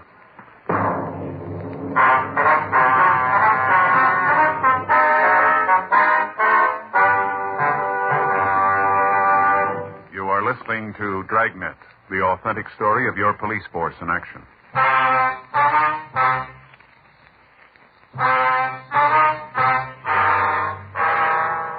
We got the license number of the hit-and-run car. Also the fact that it carried an Illinois plate. We put out a local and an APB on it. We got in touch with the Department of Motor Vehicles back east, and we obtained the owner's name. According to their records, he had notified them that he was moving to California. They were able to supply us with a North Hollywood address for him. We checked the name through our records section, but we found nothing. At 5:20 p.m., Frank and I drove out to see him. Yes? Charles Bookman? That's right. Police officers. We'd like to talk to you. Come on in. Thank you. My partner, Frank Smith. My name's Friday. Hello. Hi there, sir. I was just having dinner. You mind if I tell my wife to go ahead? Well, we can wait if you like. No, I'll be right back. All right. You want to wait just a minute? Mind if we go with you? I'm just going into the dining room. Yes, sir, but we'll still have to be with you. What's this about? You own a 1954 Pontiac. Yeah? Light blue. That's right. Something happened to the car? We want you to tell us, if you will. Well, I don't know what this is all about. Seems you ought to be able to tell me. Where is the car? Well, I don't know. You own a car and you don't know where it is? That's right. Has it been stolen? Well, I don't know. For all I know, it could have been. I haven't seen it for a couple of days. Well, who has it, do you know? My brother-in-law. I let him drive it. You don't know where he is? No, if he smashed up the car, he's going to pay for it, though. I'm not going to be responsible. I'm afraid he's done more than that. Yeah, I don't know, and he's a real bum. My wife's kid brother can't hold a job for more than 5 minutes. All the time sponging off me. When'd you let him take the car? Let's see. It was Saturday morning. I told him I wouldn't be using it for a couple of days, said he could have it. Mm-hmm. Look, it's my car you're asking about. I got a right to know. If something's wrong, I ought to notify the insurance company. Yes, sir, we understand. But it'd be better if we talked to your brother-in-law about it first. You want to give us his full name? Casey Stedman. Steadman, is that right? That's right. How about a description? No problem. I think I got a picture around if you want that. Yes, sir, it'd help. I'll get it for you. What were you doing over the weekend? I was home. I'm branch manager for the company I work for. I got an annual report I have to get out. I worked on that. Every night? Yep. Started it Friday night, finished it up Monday afternoon. That's one reason I let Casey take the car. What? To get him out of the house so I could get some work done. Oh. But all he does is sit around and look at the TV. Starts right with the programs for kids and goes straight through the day. I think there's something wrong with his ears, too. Always got set turned up real loud. And anybody can think when he's watching a show. Yes, sir. I had to get him out of the house. Wife won't even let me say anything to him. She knows how important that work is, too. Sometimes I wonder if it's worth it. Well, I wouldn't know about that, sir. Just once. Just once. I'd like to be able to prove to my wife what a bum he is. Just once, so she really believes it. Well, if he was driving your car Saturday night, we'll let you know. What'll that prove? She'll believe it then. We got a complete description of Casey Stedman along with a picture of the suspect. We went back to the office and got out a supplemental broadcast and an APB on him. A check at R&I failed to turn up any information. We talked with his friends and his known associates. None of them could tell us where he was. None of them had seen him since the accident. Wednesday, December 12th, we got a call from one of the larger garages in the city. Yes, sir, that's right. Mm-hmm. When did he call you? I see. All right, we'll be right over. No, if he does, will you try to stall him till we get there? Right. Thank you. Bye. Garage over on 6th. Yeah. Guy hauled a car in this morning. The front end all smashed up. Started to work on it, and he thought he'd better call us. Blue Pontiac? That's right. Stains on the fender. Yeah. Mechanic thinks they're blood. Frank and I left the office, and we drove over to the garage. We talked to the owner. He told us that he'd gotten a call to bring a tow truck to the corner of Main and Crocker Streets. When he got there, he met a man who asked him to tow a car to the garage and to do some repair work on the right front fender. We showed him Stedman's picture. He gave us a positive identification. We checked the car over. It was a 1954 blue Pontiac sedan. The license number was the same one that we'd gotten previously. The garage owner went on to tell us that the suspect wanted the car on Thursday night and that it was important that the repairs be made by that time. We asked that we be notified in the event the suspect made an appearance before then. We called the crime lab and we asked them to come down and go over the car. Frank and I went back to the office and we met with Captain Lorman. We told him what we'd found. He told us to be at the garage the first thing Thursday morning in the event Stedman made an early appearance. Frank and I got there at 7:30 a.m. At 4:30 in the afternoon, the suspect still hadn't shown.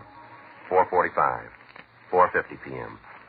Maybe you figure something's wrong. Doesn't seem likely. No way for him to find out. Think his sister tipped him? No. Bookman said he wouldn't say anything to her about it. Uh-huh. Met him, Frank. Yeah. We got a live one. Well, let's take it. Stedman? Yeah? I'd like to talk to you. Why? Do I know you? Police officers. You on that blue Pontiac over there? All right, Mister, take it easy. Go! I know nothing about it, nothing. I never saw the car before. The fellow that towed it in says you're the one who called him. Well, he made a mistake. Must be a lot of men who look like me. Nothing special about me. Our crime lab's gone over the car. As soon as we roll your fingerprints, we'll be able to tell for sure. What's that going to prove? Maybe I did drive the car. Nothing wrong with that. No law that says a man can't drive a car. We got one that says you can't use it to kill somebody. I didn't do that. Yeah, sure. Oh, you don't believe me, do you? Nope. That's kind of lousy, isn't it? How do you mean that? You walk in here, you already made up your mind I'm guilty. You call that fair? We just got to go with the evidence, mister. Well, you got nothing to prove I was in that car. Nothing to show that I killed anybody. Just trying to make me say I did something I don't know nothing about. All right, come on, let's go. You just wait. You take me to court, I'll tell the whole world about this lousy deal. Yeah, well, I don't know about the world. Yeah? But we'll be there to listen. We took the suspect back down to the city hall. As soon as we had his fingerprints taken and compared with the ones found in the car, we showed him the physical evidence that we had. When it was presented, he confessed to killing Lloyd Holtman. He made a statement, and we took him over to the main jail where he was booked in on a charge of violation of Section 480 B.C., a felony. Before we left the jail, we had Emil Salter brought from his cell to one of the interview rooms. He looked like he hadn't slept for several days. Sit down, Emil. Thanks. How do you feel? Not too good, Mr. Friday. Well, we got some news for you. Yeah? You didn't kill that man. You're not lying to me. No, we've got the guy that did it. Oh, that's good. Since that night, all I've thought about was that man lying there. I'm glad it wasn't me. Yeah? You know, you still have to answer for auto theft. Sure, I know. Funny. The reason I left home was to build something new. Here I am in jail. Mm-hmm. Just me, I guess. I blame my parents, my brothers, everybody. All the time it's me. There's nobody else to blame, really. Well, you can try it again, Emil. Yeah. But it'll probably be the same. Always on the outside looking in. What do you mean by that? Well, like back in high school. Maybe you'll think it's funny, but like one time I wanted to go to the junior prom. Real bad. Didn't have the right clothes. Didn't have a date. Who'd want to go out with a shrimp like me? Did you ask anybody to go with you? No, I knew better. But I went to the prom anyway. Mm-hmm. All by myself. No date, no nice clothes. Just old cords and a beat-up jacket. Want to know how I went? Uh-huh. I sat on the fire escape. Yeah, I watched the whole thing through the gym window, sitting on a fire escape. They had lanterns and stuff. Kids all dressed up real pretty. It was nice to watch. Mm-hmm. Saw the Grand March. Everything. Only one trouble. Yeah? Like I said, I was all alone. Looking in from the outside. Well, we got to shove off, Emil. Well, thanks for coming over. It's all right. See you, son. Sure. You want to wait here? We'll send an officer in for you. Yes, sir. Thanks again.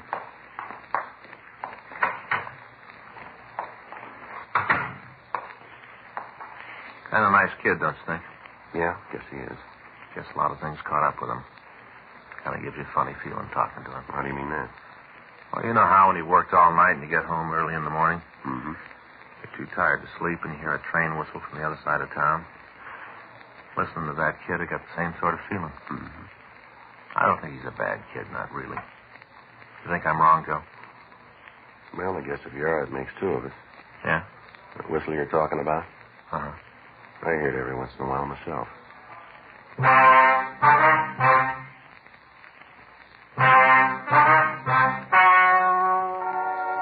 story you have just heard is true. The the names were changed to protect the innocent. On April 16th, trial was held in Department 97, Superior Court of the State of California, in and for the County of Los Angeles.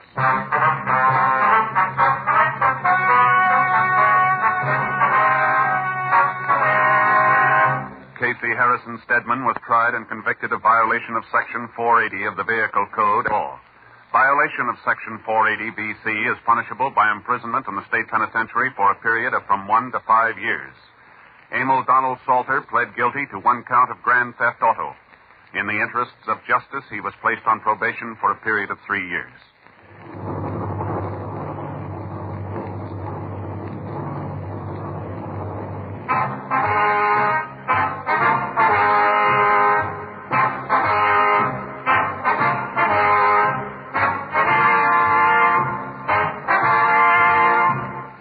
Just heard Dragnet, the authentic story of your police force in action, and starring Jack Webb, a presentation of the United States Armed Forces Radio Service.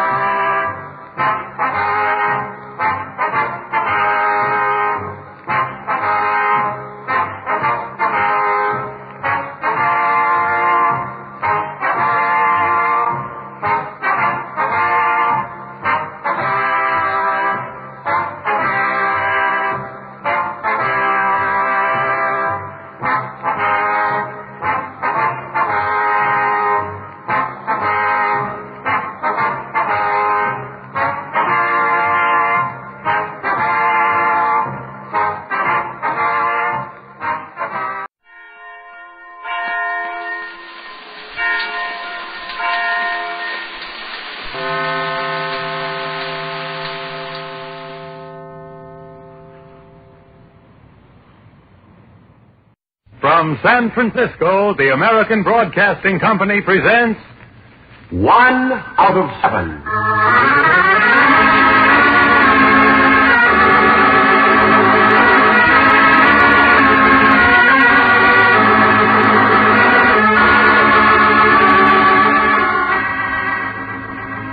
"24 hours make a day, 7 days make 1 week. And from these past 7 days, the editors here in our San Francisco newsroom have chosen the one story which they have judged most worthy of retelling.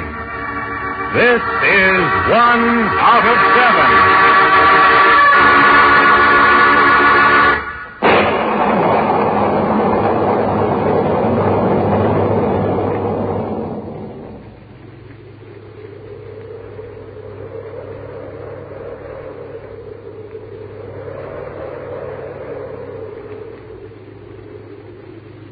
Stand high above the wind, above, apart, alone, and look down on them.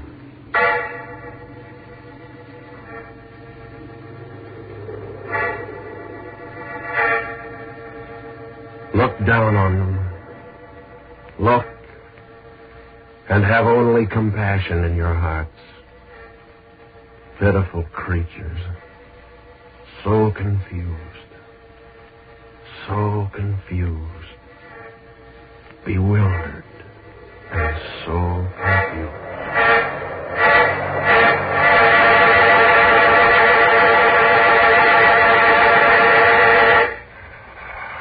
Oh, it is no use. No use. It is no use. They want to kill themselves. They want to kill everything. The fools, so blind, kill everything, break everything into little pieces, the fools destroy.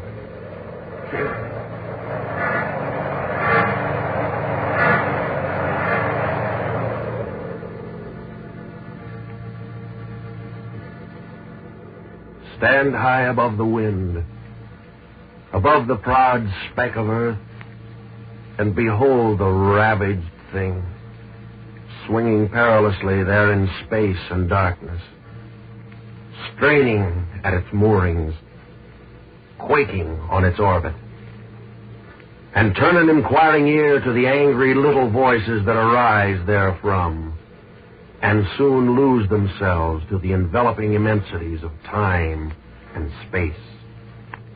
Listen. Listen.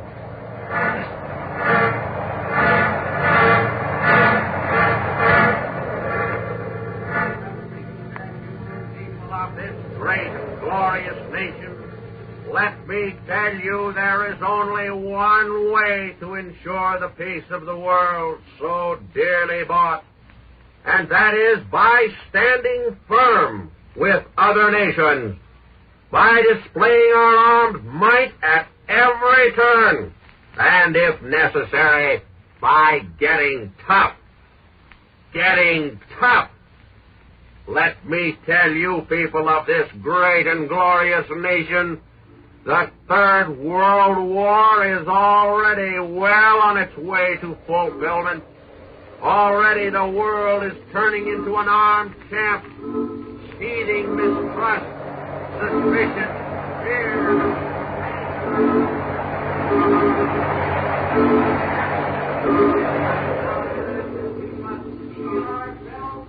Third World War soon to be realized? Is it not now evident that we must prepare for its coming and take steps to defend ourselves? Is it not now evident that there is a nation to the westward with whom it is impossible to live in peace and security? The danger is there. It is threatening. And I say that if we must fight another war, then let's have it now and be done with it. If our freedom must be bought again with the sacrifice of more sons, then let us be brave enough and strong enough to buy that freedom. The danger is there, and we must fight it. We must fight it. We must fight it. We must fight it.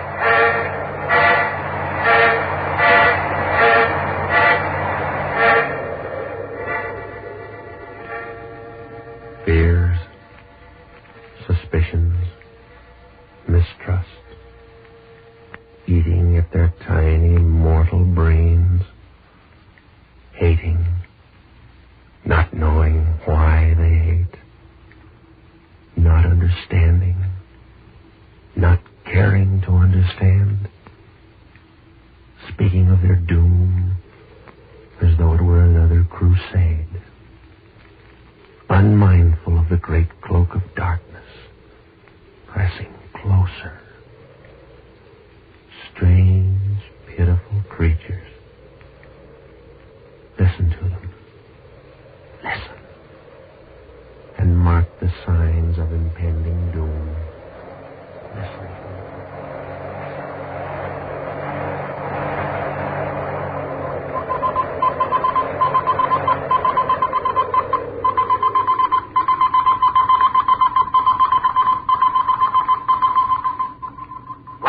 Washington dispatches reveal that a score of congressmen will soon submit a bill which provides that American military and naval bases throughout the world, together with our total armed might, be further strengthened to provide against attack by possible enemy nations in the West.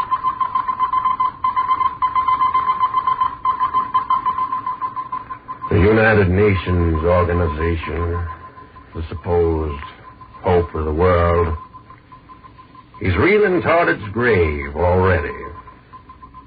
Regrettable indeed, but that certainly appears to be the situation tonight, after the serious cleavage between the big three powers on current issues of major importance. In fact, only this afternoon, a prominent military source in Washington told me that the Third World War is not only inevitable, but fast approaching.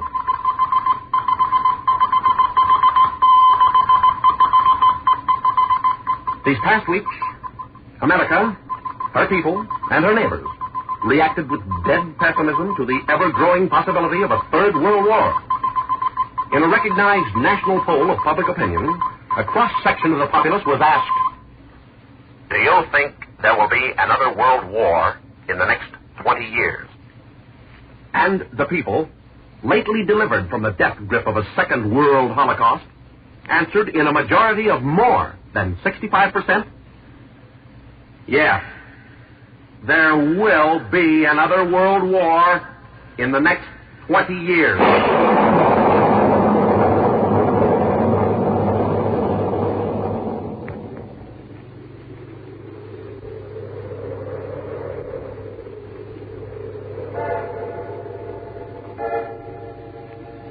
A footnote to the parents, the mothers and fathers of Earth. Go now and look down into the face of your sleeping child. Conjure up the child's future. Yes, if all these signs and grim portents achieve disastrous reality. Contemplate the inevitable horror, and then act according to the dictates of your will.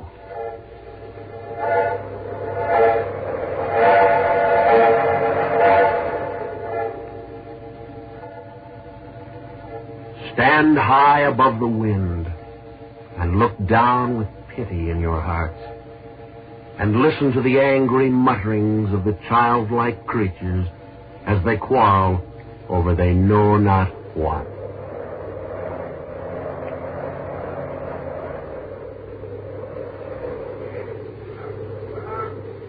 Communist fifth columns are established and are now working in complete unity and absolute obedience to Moscow.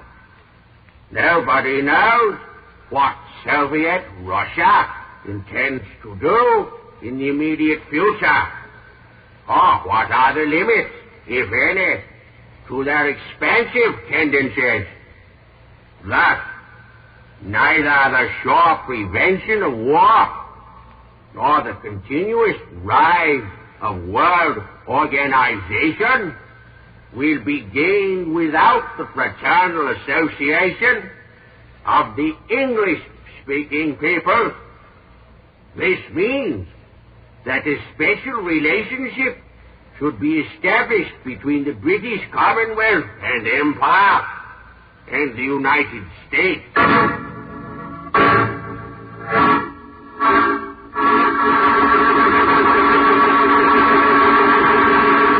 A few days later, after endless hysterical commentary and reaction, there comes the answer to these words.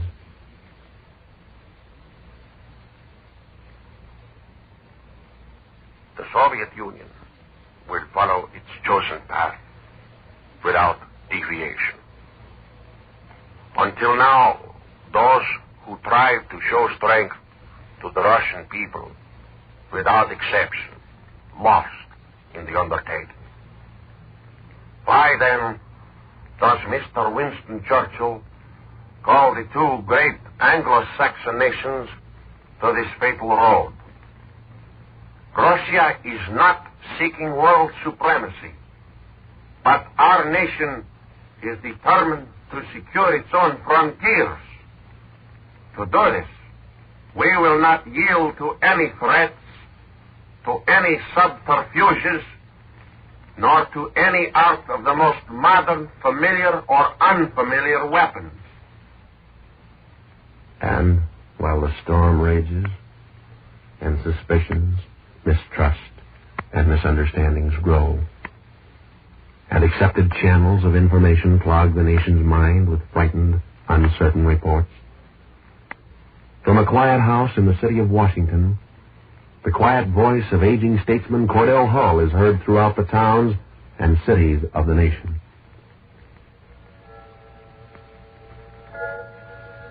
We who are living now must not allow the human race to commit suicide through the lack of vision, or through selfishness, impatience, or provocation.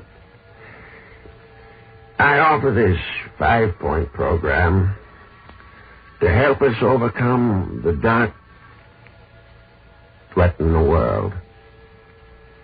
First, that we examine with sympathy and patience the views of others. Secondly, that we ascertain the true facts. Thirdly, that we avoid taking stubborn positions one way or the other. Fourthly, that we refrain from exaggerating and overemphasizing one's own claim. And lastly, that we refrain from making an appeal to prejudice.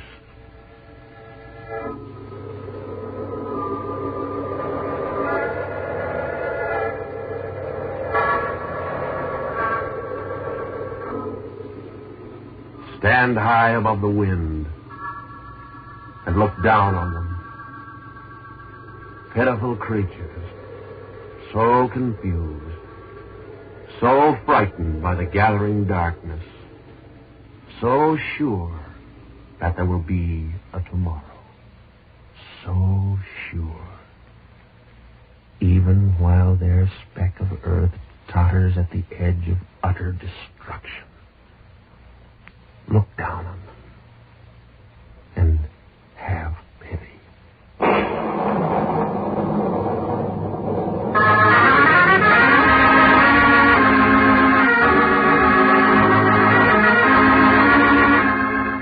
The script for 1 out of 7 is written by James Edward Moser. Gil Dowd is the producer, and music is by Otto Clare at the Hammond organ. Tonight's program was based on dispatches taken from the wires of Associated Press, United Press, and International News Service. All characters were portrayed by Jack Webb. Listen next week, same time, same station for 1 out of 7. Mark Jordan speaking. This is ABC, the American Broadcasting Company.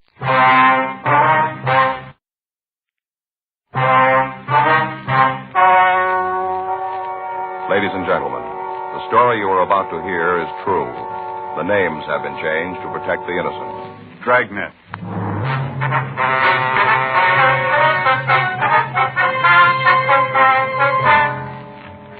You're a detective sergeant. You're assigned to homicide detail. On the way back to the office, you receive a call. It's about an attempted suicide. You're in the immediate vicinity. Your job? Check it out.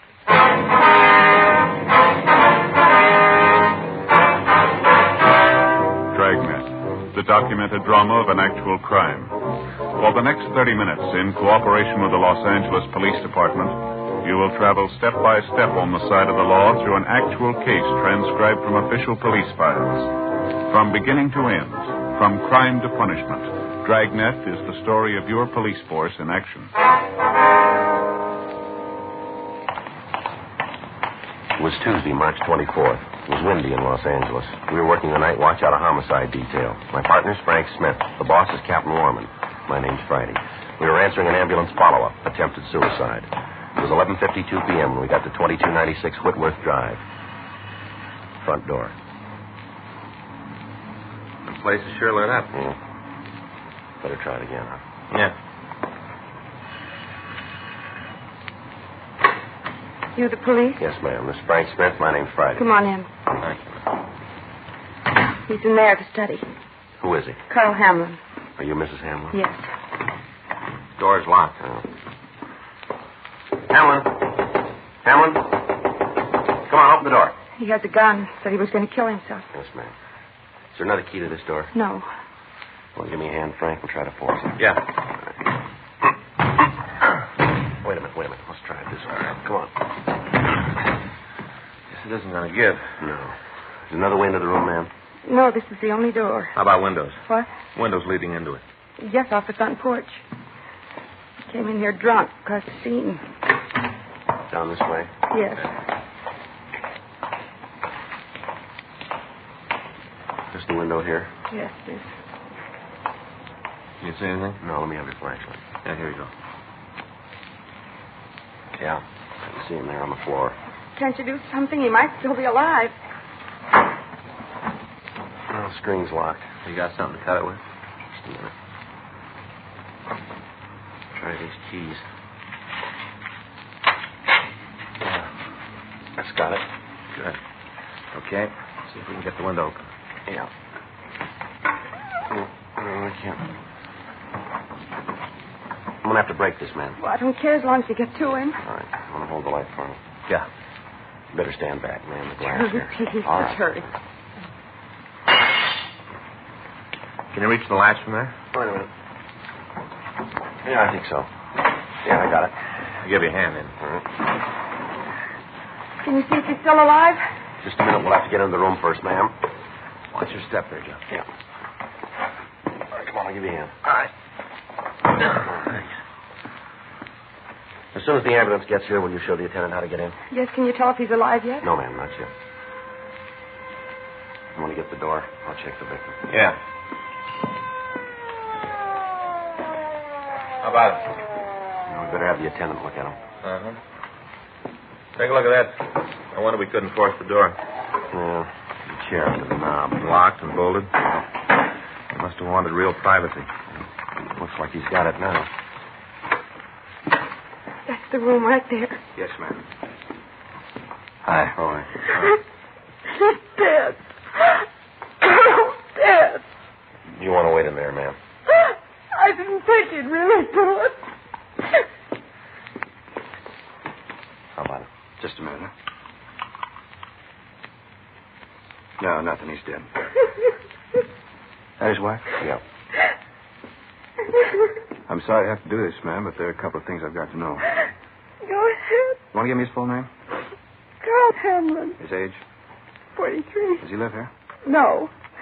We had a house over on Bronson, 947. You have to go through all this. No, that's all, Mrs. Hamlin. I get the rest of it later. Frank. Yeah. You want to finish up here? Sure. It's all so wrong. Carl said it. All wrong. Yes, ma'am. Is there anything we can get for you? No. Do you want to go in the other room and sit down? Well, that's better.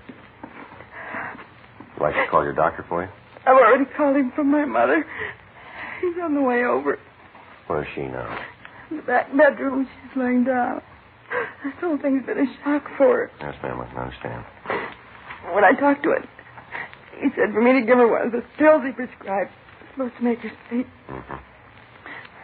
You're going to have to talk to her. Yes, we probably will. I hope you won't have to do it tonight. This whole thing's been a terrible shock to her. She's not too well anyway. Well, we'll try to avoid upsetting her any further. I'd appreciate it more than I could tell you. All right, Miss Hamlin. There are a few questions we've got to ask if you feel up to answering them.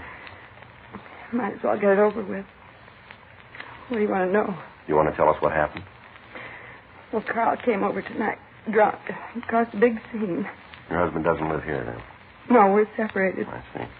Who was here when the shooting took place? A mother and myself. Anybody else living here? No, just the two of us. All right. What time did Mr. Hamlin get here? I'm not sure. I was asleep. I beg your pardon? I was asleep. I don't know. I see. You weren't expecting him then? No. Last time I saw him, I told him to leave me alone. Said I'd get a court order if I had to. Yeah. We've been separated about a week this time. This isn't the first time, then? No, there's been other times. This was the worst. I told him I was finished, but I didn't want anything more to do with him. Mm-hmm. He's been calling. Here, where I worked, most of the time he was drunk. Kept asking for reconciliation, saying how sorry he was and asking me to take him back. Yeah. I'm not blaming it all on him. I know some of it was my fault. All right, you want to go on? He called me this afternoon. He had to see me. He had it all worked out so we could get back together again. Uh-huh. I told him I didn't want to see him. I said for him to stay away. Yeah. I came home and told my mother about it. Said Carl might show up, but if he did, I didn't want to see him. All right, go on. Kind of half expected him to show up, but he didn't. I went to bed after the 10:30 news. Mother stayed up to read. Mm-hmm. First I knew there was anything wrong when I heard the shot. I got up and came right downstairs. Mother was standing in front of the study door. She told me that Carl was inside, that he'd shot himself. Uh-huh. I tried to call him, First, I thought he was playing some kind of a joke. Yeah. My mother said she'd heard Carl fall down in the room. I called you right away. Joe. Yeah. What do you got? DOA slip. I'll put in a call to the photo lab in the corner. Okay. I checked the guns, 38 revolver, one shot fired. Well, that fits with the story I just got from his wife. Mm-hmm. I'll make the calls. Wonder if I could use your phone, Mrs. Hamlin. What? I'd like to use your phone, please. Oh, it's in the hall, on the table there. Thank you. Did your mother tell you what happened? Yes, in a way. Well, how do you mean that? She's over 70, Sergeant Friday. A thing like this isn't easy to go through at that age. I see. Well, my mother and Carl didn't get along. He always said that she caused the trouble between us. Told me a couple of times that if she'd keep her nose out of our business, we might be able to get along. Uh-huh. Wonder if it'd be possible for us to talk to her. You have to. Yes, ma'am, we do. I'll go see. All right, thank you. Crew's on the way, Joe. Going to be more policemen out here? Yes, ma'am. We'll try to make it as brief as possible. I'd appreciate it. We'll do everything we can. I'll go get my mother. Thank you. She gave you the story? As much as she knew. What do you mean? Well, she says she wasn't in the room at the time. Her mother saw it happen. Oh. Did you turn anything in the other room? Mm-mm. As soon as we get a statement from her mother and the coroner gets here, we can shove off. Yeah. You can sit over here, Mother. Yes, dear. These men want to ask you some questions. This is my mother, Mrs. Gaylor. Sergeant Friday. This is Officer Smith. How do you do, ma'am? All right, ma'am. How do you do? We'll try to make this as brief as possible, Mrs. Gaylor. Just a couple of questions we've got to ask. You go right ahead. If you get tired, Mother, you tell them and they'll stop. Yes, dear. And what time did your son-in-law get here tonight? I'm not sure. I think it was about 11:30. Uh-huh. Nora told me Mr. Hamlin might be coming over. But that time of night, you'd hardly expect anybody to come calling, would you? No, ma'am. He did. He always was doing something no one else did. I think he just sat around and tried to figure things to do that was different. Mm-hmm. Like tonight. Came in drunk, yelled about how he wanted to have a showdown.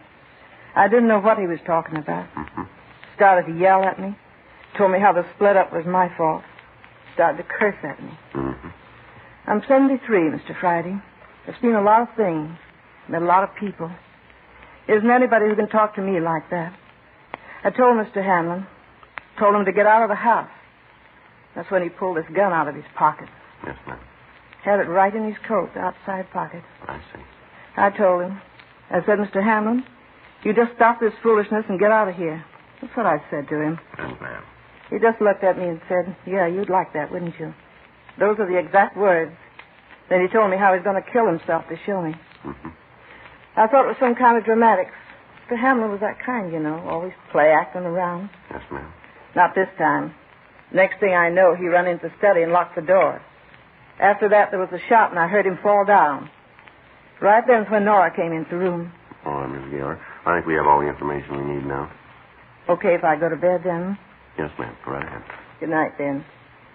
You want to help me, dear? Yes, Mother. I'll be right with you. I'll be waiting up for you. Mr. Friday, Yes, ma'am. anything more you want to know about Mr. Hamlin, I'll tell you. No, I don't think there'll be anything else, ma'am. If there is, I'll tell you. All right. Thank you, Miss Gaylor. I'll be in my room, Nora. All right, Mother. I'll be right there. Taking this a lot better than I thought she would. Mm-hmm. Miss Hamlin, Yes. did your husband ever talk about suicide before? Yes, several times.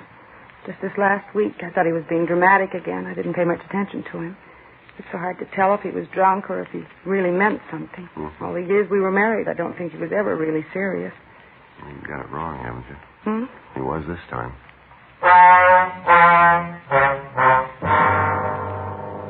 1:14 a.m. The photographer got to the house and took pictures of the room. The coroner removed the body to the county morgue, and at 2:37 a.m., Frank and I left the house. We went back to the office and filled out the 3.11.1 form, listing the death of Carl Martin Hamlin as a suicide. Frank called the coroner's office to find when we could get the results of the autopsy. They told us we'd have the necessary information late that afternoon. 3:18 a.m., we signed out of the office and went home. At 10:15 that morning, we got a call from Ray Pinker. He asked us to come right over to the crime lab. We were running a routine check this morning. Came up with a couple of things I think you'd like to know. All right, what you got, Ray? Here, take a look. This is a bullet we fired from the gun found in the victim's hand. Yeah. Oh, there. You can see it weighs 130 grains. Uh-huh. This is the bullet that killed the man. Take a look. That's all out of shape. Mm-hmm. See anything else? No, looks all right to me. Yeah, what are you building, Ray? Well, I checked this one pretty carefully. Made sure that all of it was here.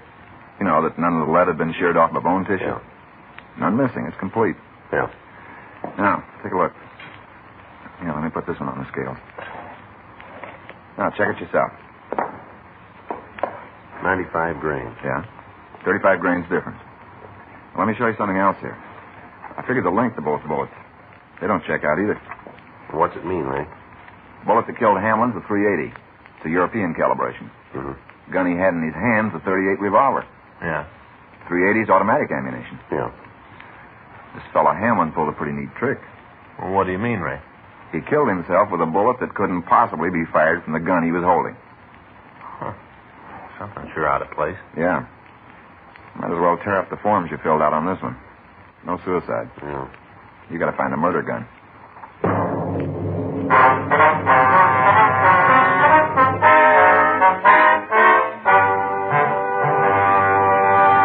You are listening to Dragnet, the authentic story of your police force in action.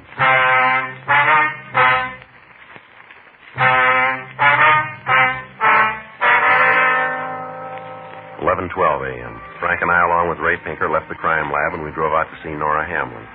From the physical evidence on hand, the way the door had been locked, and the fact that the windows had been bolted from the inside, it appeared unlikely that anybody could have left the room after Carl Hamlin had been shot. Yet from the information we'd gotten from Pinker, there had to be another gun involved in the killing. 11:24 a.m. We got to the house on Whitmore Drive. Good morning. I didn't expect to see you back so soon. You want to come in? Yes, ma'am. Miss Hamlin, this is Mr. Pinker from our crime lab. Ray, Miss Hamlin. It's nice to know you, Mr. Pinker. How do you do? Are there some more questions you have to ask? Yes, ma'am, that's right. What if we could take another look at the study? Oh, sure. Didn't the men who were here last night get what they needed? Well, we'd just like to check it again with Mr. Pinker here. Uh-huh. Well, you know where it is.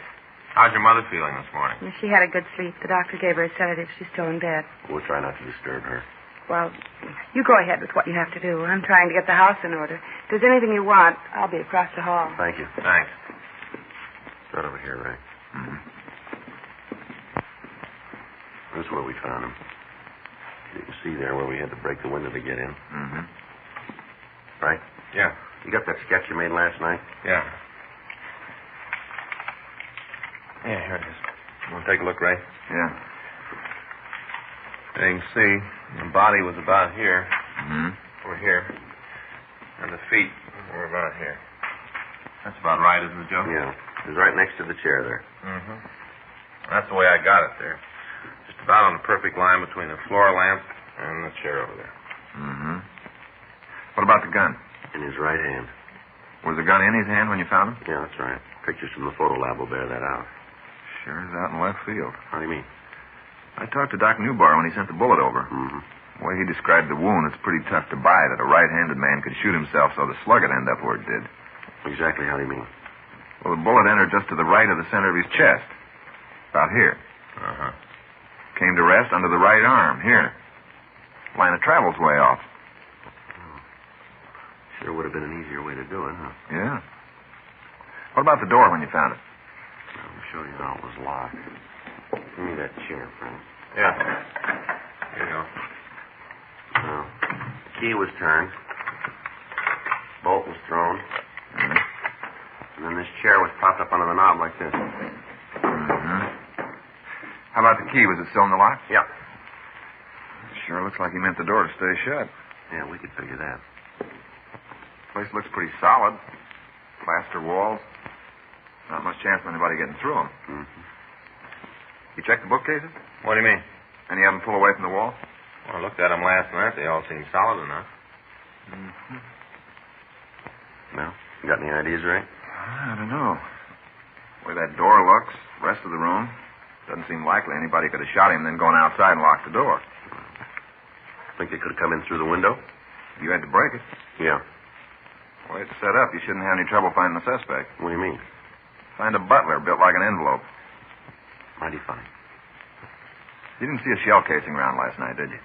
Well, there wasn't any reason to look for it. Mm-hmm. There's no sign of one now. Looks like the room's been cleaned. Yeah. Well, I guess we better check with the Hamlin woman, huh? And get this stuff away from the door.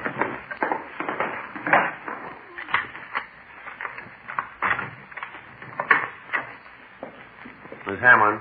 Miss Hamlin? Oh, yes, just a minute. Something you want? Yes, ma'am. Has anybody been in the study since we left last night? I didn't know I wasn't supposed to. You didn't say anything about it. Well, did you clean the room? Yes, I told you.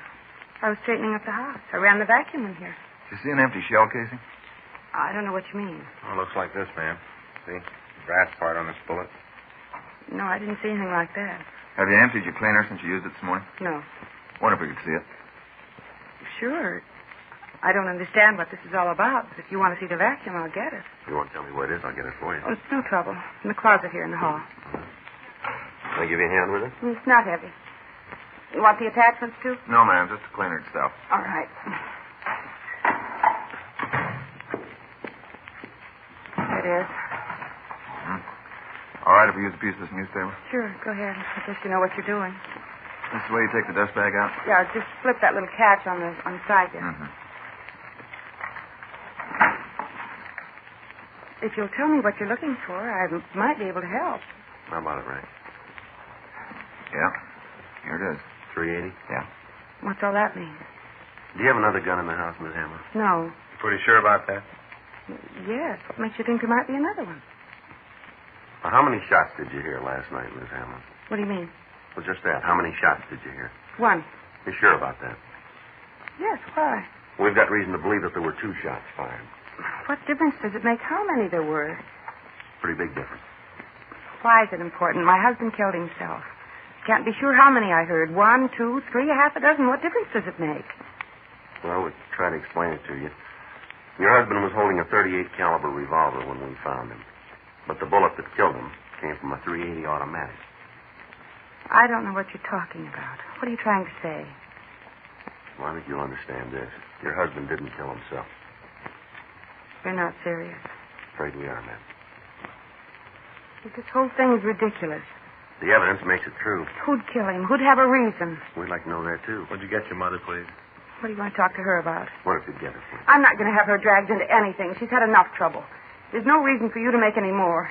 Don't worry about it, Nora. Mother, you shouldn't be out of bed. I heard you talking. I've been listening. Haven't seen you before.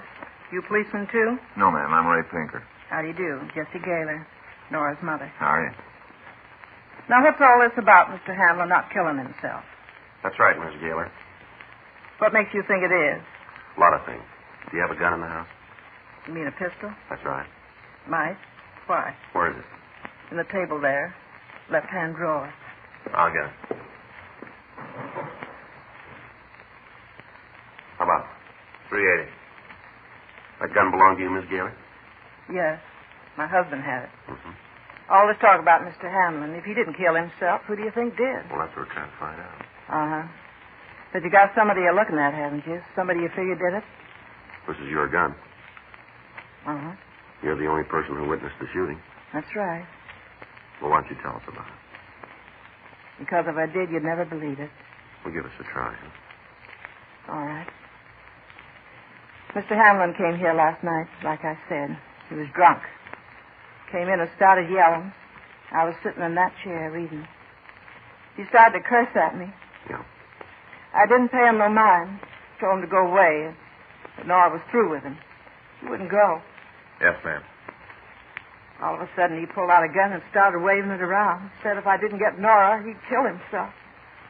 I thought it was just some more of his play acting. Yes, ma'am. I didn't pay any attention to him. Figured when he was through, he'd go away. I went back to the book. Made him madder than ever. Mm-hmm. He grabbed the book out of my hand and shot. Shot right at it. Then he threw it into the fireplace. He threw your book into the fireplace, is that right? That's right. Just all of a sudden, something happened to me. I don't think I've ever been so mad. I took the gun out of the table there and shot him. Got real scared and ran into the study. Closed the door behind him. Mm-hmm. I heard him lock the door and move something up to the door. Must have been the chair. Yeah, I guess it was. Right after that, I heard him fall down. Right after that, Nora came into the room. Why didn't you tell me, Mother? Wasn't any reason to. I had to think about it. But I'd done what I had to do. I was going to call you men this morning and tell you the truth. I really was. You believe that? Well, I guess so. I really was. Just all of a sudden last night when he shot my book, I've never been so mad. I really wanted to kill him. You remember it all pretty well, don't you? Yes, I do. All of it. You want to get a coat, Miss Gaylor? I'll have to take you downtown. Yes, sir. I'll do it right away. Better go with her, Frank. Yeah.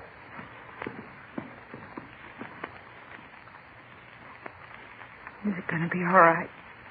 We don't decide that, ma'am. But she told the truth. Isn't that going to make a difference? We'll put it down that way. You want to get that book, Ray? We're going to need it. Yeah. She didn't say a word about it. Yeah, I know. Story's still pretty hard to believe, isn't it? Here we are. Here's the book Hamlin shot. Slug's still in it. Looks like a 38. Mm-hmm. Might have made her mad enough to kill him. Yeah? What is it, Mr. Friday? Holy Bible. The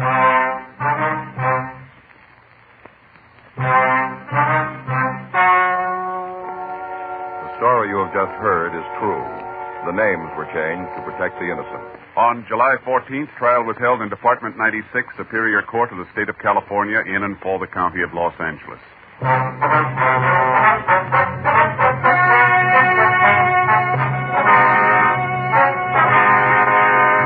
Jessie Margaret Gaylor was examined by 3 psychiatrists appointed by the court and found to be insane during the commission of the crime.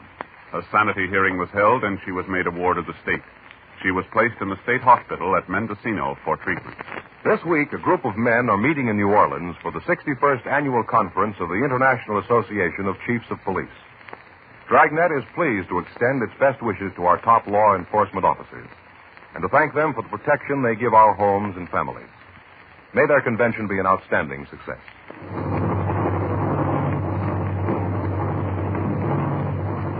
Dragnet.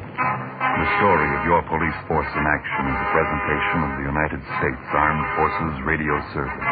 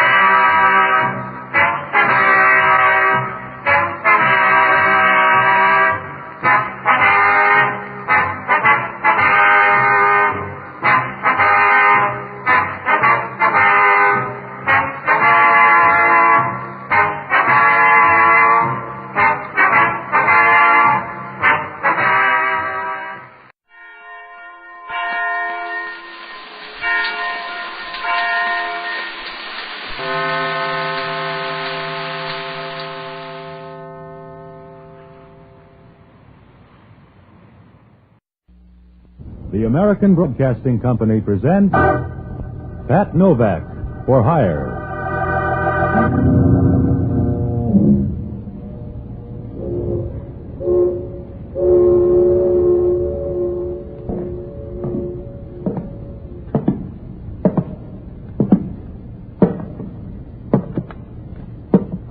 Sure, I'm Pat Novak for hire.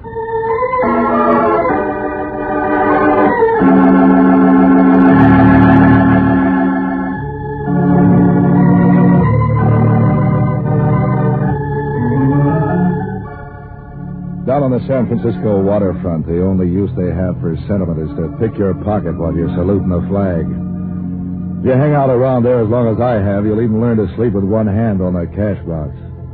So I wasn't expecting any cascade of lilies when Joe Adams drove down to Pier 19. He'd phoned that he was in a hurry and would stop by and pick me up in his car. He said he had a quick job for me to do. That was about all I knew about him. I wasn't worried about that either. In my work, you get used to odd-shaped hires. Including those from guys who looked like a bundle of twigs with shoes on and drove like they owned the keys to the city. Novak, this is a soft buck. All you got to do is watch the joint. If you keep driving through red lights like that, we'll both end up looking at the ceiling in the morgue. So I disagree with the traffic department. Look, the joint's in North Beach, Vallejo Street. Here's the number. I wrote it down. So you can read and write. What do you mean? What's the pitch? You afraid of mice? No, and there's no extra cards in this deck. Yeah? So far, it makes about as much sense as an 8-fingered glove. Look, I have to meet a guy in Los Angeles. I haven't much time to make my plane. I lost my keys, so I had to bust in the door to get into my place. It was too late to get a locksmith. So I want you to watch until I get back tomorrow. Is that hard? The way you're driving, breathing's hard. You scare easy. I scare plenty. I like to live. Give me a good reason. You wouldn't understand. You expect visitors tonight? Look, I've got some stuff that I'd like to see around when I get back. And stop trying to read between the lines in this deal. It's all in the black type. You can say that about a funeral speech. You still worried about the way I drive? No. Only why take a plane when this is faster? Okay, if you can stop shaking long enough to walk, you can start here. On the way back, I'll look for your brains. Grab a cab. I'll pick up the check for it. And don't knock. Go right in. I'll be seeing you. Probably in 4 pieces. And keep awake, will you? Some of my neighbors would steal the handle off a blind man's cup. Don't worry. I'll keep both eyes open. You sound like you're saying one thing and thinking something else. About keeping awake? Yeah, what's worrying you, ghost? I'm not buying this show the way you're staging it. Something sour in the deal. Yeah, that's all right, too. Just as long as you don't get any fancy ideas of making me the patsy. Boy, you do scare easy. Yeah, and I pay off bum debts, too. Now I'm getting scared. So long, sucker.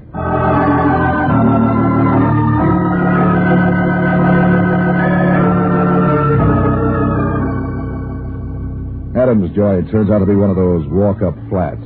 A nice wooden place that made you want to run for the firebox every time someone dropped a cigarette ash on the floor.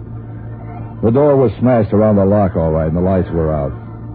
When I found the switch and began to look around, it showed 4 rooms full of fancy furniture and decorations that made you wonder about Adams' private life. After I found out where the whiskey was located and pried 3 cushions loose from the easy chair, I looked around for something to do. There was a bookcase full of mystery stories and this and that. I passed the mysteries up without studying them. I knew that in every one of them the detective would come out on top. Yet I knew 4 private eyes who'd started out on just such trails and ended up in urns in Cypress Lawn. There was one book with a purple cover called Reckless Moonlight, with pictures. I was on page 30 with pictures when I was interrupted. They were too manly to make me glad. I jumped across the room and switched off the lights. And I stood just inside the door and waited. He didn't even knock. He came right in.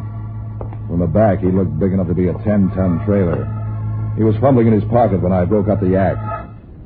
I chill up on the pocket pick, and this is a gun in your back. If they shoot, you'll hit a policeman's badge. Think that over. There's housebreaking a sideline with you, Hellman. I'd know that voice in a nightmare. And they blame gangsters for the crime wave. They don't know where to look. Just stand still, sweetheart, till I get my flash working. You want to borrow some burglar tools? I'll settle for some better manners right now. Where I come from, better manners started with knocking before you come cramming through a door. Where you came from, they didn't have doors. Just a damp rock. What's the idea of turning out the lights? How could I tell who was coming? You don't smell that bad. Do you tell me why you're here, or do I bounce it out of you? Don't worry. You can't parlay it into anything to tell a judge. A guy named Adams lives here. He had to get in a hurry, broke the lock, grabbed some things, and headed for the airport. He hired me to watch the place till he gets back tomorrow. He hired a bulldog to watch his steak? You don't like this story, huh? What do you want, mad musician? You're mad enough without music. Tell me more. That's all there is till you started whipping in the fancy trimming. I can see that and raise it without even stringing. You couldn't raise a rumpus on New Year's Eve. No? And how about the murder of Thomas Van Dyke?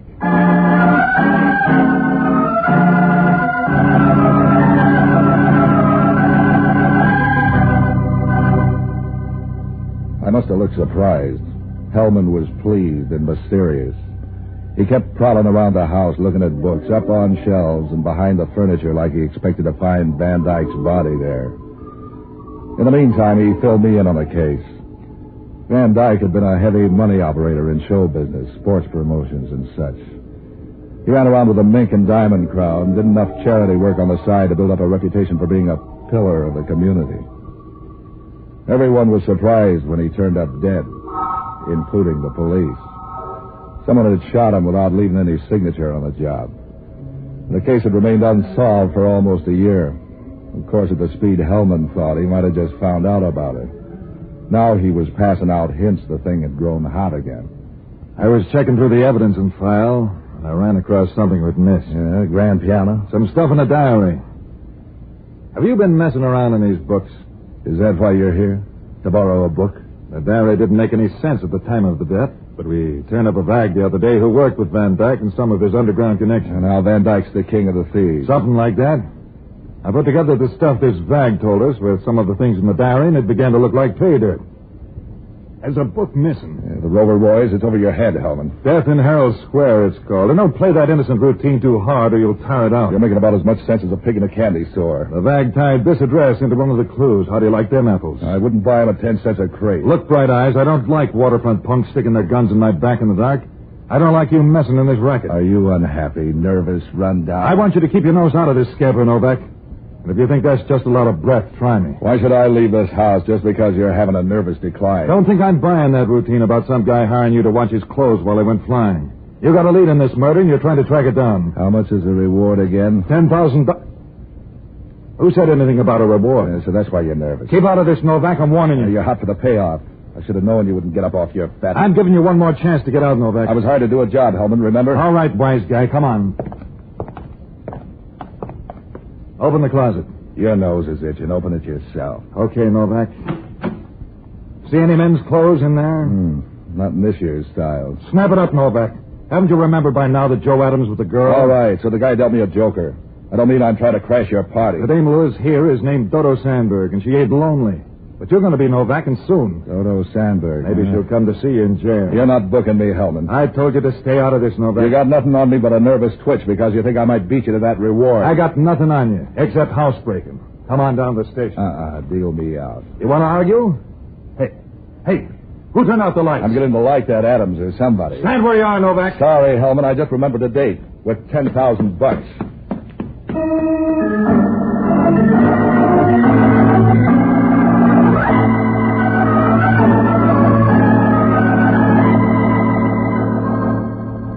Hellman chased me, but the way he's built, he didn't have a prayer. He hit the street, doubled around a couple of corners. I couldn't even hear him. When I got back my breath, I walked along for a while and tried to put what I had together. Any way I looked at it, one thing was clear. Joe Adams had played me for a country boy in some setup that had a whole lot more in it than showed on the table. I needed to see Adams to square that deal, but something Hellman told me seemed even more important. I liked the idea of trying my chances of cutting into that $10,000 reward for Van Dyke's death. All I had to work on was a dame called Dodo Sandberg and a book called Death in Herald Square. I looked at the clock and found I still had time to make it to the main library before it closed for the night, so I headed that way. When I got in the place at the Civic Center, it took the librarians quite a bit of scrambling around to get the book, but they finally turned it up just before closing time. I tucked it under my arm and started out of the place when the dame fell in step beside me. A nice set of curves tucked away in one of those new-style dresses with so many extra built-in bumps it looked like a sack of potatoes. Didn't I meet you in Scarsdale? The shy type. I used to be. I outgrew it. Keep right on growing somewhere else. Do you have to be that way? My hobby's books. I noticed. That's why I wanted to meet you. I like the books you choose. Before I pick that up, what's your name? Dodo Sandberg. Watch out for the stairs. So you're after the book, too? I didn't say that. I know. It's my fascinating personality. A very good friend of mine wrote that book. Does my reading it strain your eyes or something? It's very interesting. Now let's talk about you. You get around, don't you? What do you mean by that? What became of Joe Adams? That's a question for his mother to worry about, Patsy. I don't mind helping her. Do they have to be mothers? You need help like Midas needs dough. There's help and help. What if a girl's lonely? You aren't built for the job. Let's get back to Adams and the book. Adams is no problem. He lives at the Standard Hotel on Polk Street. Careless, isn't he, to forget that? And how did you suddenly get a yen to read Death in Herald Square? A cop told me about it. Why? Because there's a better book on the same subject. It's called Death Waits Ahead. Am I supposed to turn that into some kind of warning? It could be. And here's a sample of what I mean.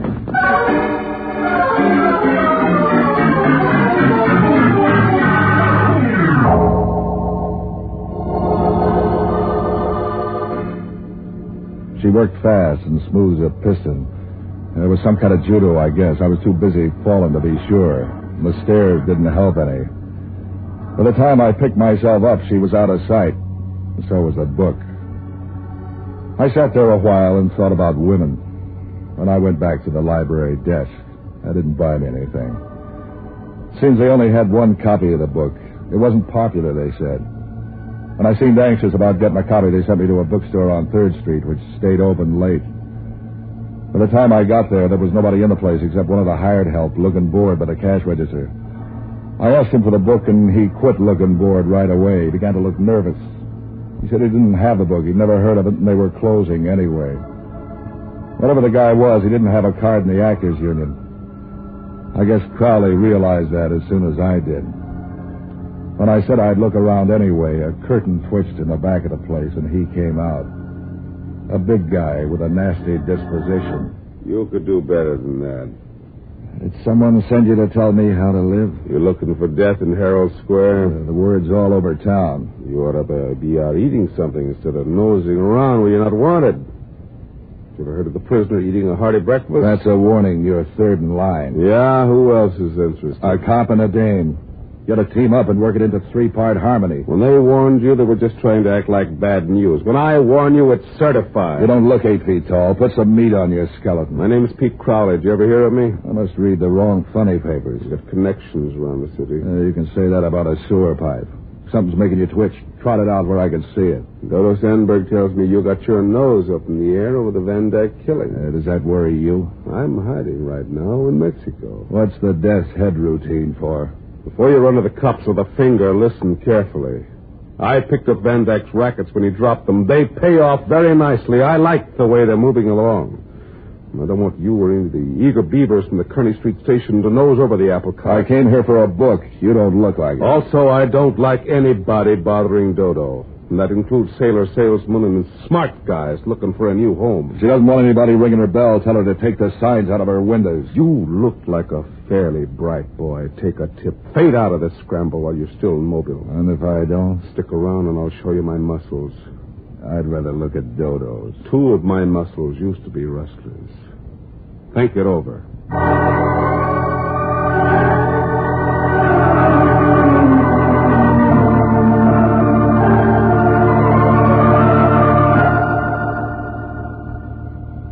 It began to look more and more like trouble doubled in spades. I began to get the feeling if I planned to sit in the game anymore, it was time to start counting up the cards and seeing how the mirrors were placed. But the best guy for that sort of work was an old alcoholic friend of mine called Jocko Madigan. Jocko was a one-time doctor around town who gave up his practice when he learned that alcohol made him feel better even when he wasn't sick. Finding him was like taking a phone survey of the downtown bars. I pitched a strike at the 5th one I tried. At first, he didn't like the idea of moving, but when I told him I was phoning from a 3rd Street bar, he said he'd hop a cab. He came in while I was working on my second drink. Patsy, my boy, I'm glad to see you, both of you. Or is that only 2 heads? I could use 2. That's an involved way of saying you're in trouble. Goodbye. Listen, Jocko, I got my foot in the door of a deal that might pay off big. All you've got your foot in is a dirty shoe, Patsy, and with your usual luck, you'll probably end up with Hellman stepping on it. He stepped on it already. Oh, he did? Good. How is the old walrus anyway? That's what I've been trying to tell you. I bounced into him tonight, and he was hot on the trail of the men who knocked off Van Dyke a year ago. They're safe. Hellman couldn't put his finger on a fire eater in a darkened room. What do you know about a book called Death in Herald Square? What do you know about the home life of the Macrocephalus pimebumbix? As I was saying before thirst choked me off, some people collect seashells, some raise dogs, some go after goldfish or matchbox covers or pretty women, but not Patsy Novak. Oh, no. Patsy's different. Patsy wants to collect murders. Did you ever hear of the book? What book? You're talking too fast. Death in Herald Square. Van Dyke's murder ties into it somehow. Talk sense, Patsy. Things are blurred enough without you jabbering nonsense. Nonsense? I'm not on the right trail. Why have I been warned off 3 times already, including a threat from Pete Crowley? Are you asking me? Look, Jocko, there's $10,000 reward for the murderer. Well, why didn't you tell me that 10 minutes ago and avoid all this verbiage? Well, if you'd get your nose out of that whiskey bottle, you skip the greetings, son. Let's get on to the money matters. What do you want me to do? It's an old book. You know where to find it. I tried the library, but a dame called Dodo grabbed the dice. I know just how to get it. A friend of mine in the Panhandle has a small bookstore and home distillery. Listen, there's a Joe Adams fits in there somewhere. See what you can get on him, will you? Do go on. You fascinate me. Well, 2 other people were nervous about me since the thing broke. One is Crowley, and the other is Dodo Sandberg. It seems to be tied to Crowley somehow. Can you get a check on him for me? For $10,000, I can get a count on the fillings in their teeth. Is this Dodo Sandberg pretty? Why? I want to know where you'll be in case I have to phone. So long, lover.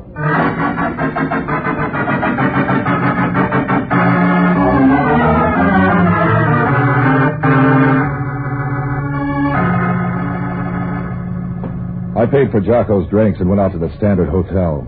The room clerk gave me Joe Adams' number. He looked a little worried when he told me that could have been about a new boss or an old girlfriend. It could have, but it wasn't. Adams' room was on the 4th floor, and when I reached there in the elevator, Hellman almost ran over me trying to get in the cage. He was a nice salmon pink and panting like a bloodhound on a deer trail. He had a gun in one fat hand, a mouthful of verbs and adjectives. Every time I turn a corner... Who are you expecting, Princess Elizabeth? Where did he go? You better shift to the overdrive. You're racing your motor. Where's Adams, Novak? Don't start testing your muscles on me, Hellman. You must think I'm your wife. This ain't playland, Novak. Adams just left his room. Where is he? I'm not in the mood for company, Hellman. You're going to talk. You're going to talk plenty. What's all the pushing around about? Don't pretend you're the country boy. You don't know what's going on. Back up a bit and fill me in. Adams told me he hired you to knock me off. Yeah, and you believed it. I know you don't work that way. But I wouldn't put it beyond you to pretend to go along with the proposition as long as you could milk a few dollars out of Adams. With your head, it's a wonder you don't believe it that I did it. With my head, I remember that you were waiting in a darkened apartment with a gun when I came in. That you ran out on me, and that you show up now just when Joe Adams is escaping. You put 2 and 2 together and get 22. You're just a sort of a lousy conniving... What about Adams? Is he the turkey that knocked off Van Dyke? He got away when I started to dial the phone to call the wagon to I thought I told you to forget the Van Dyke murder. You're full of tell, Hellman. Is Adams the one? Pin this into your hat, Novak.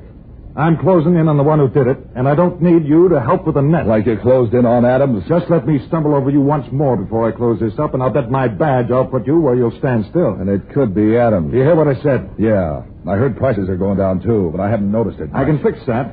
You're going to a place where the feed is on the house. Don't give me any more of that jail talk, Hellman, until you're ready to come in with some papers. All I need to put you in a cage is a key. Let's go. I'll get him. You stay where you are, Novak. He must think I'm a Boy Scout.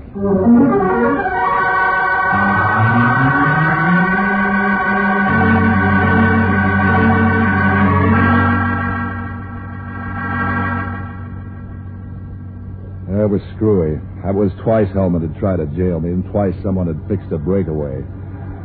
Any way you looked at that, it still meant somebody wanted me in circulation for some reason.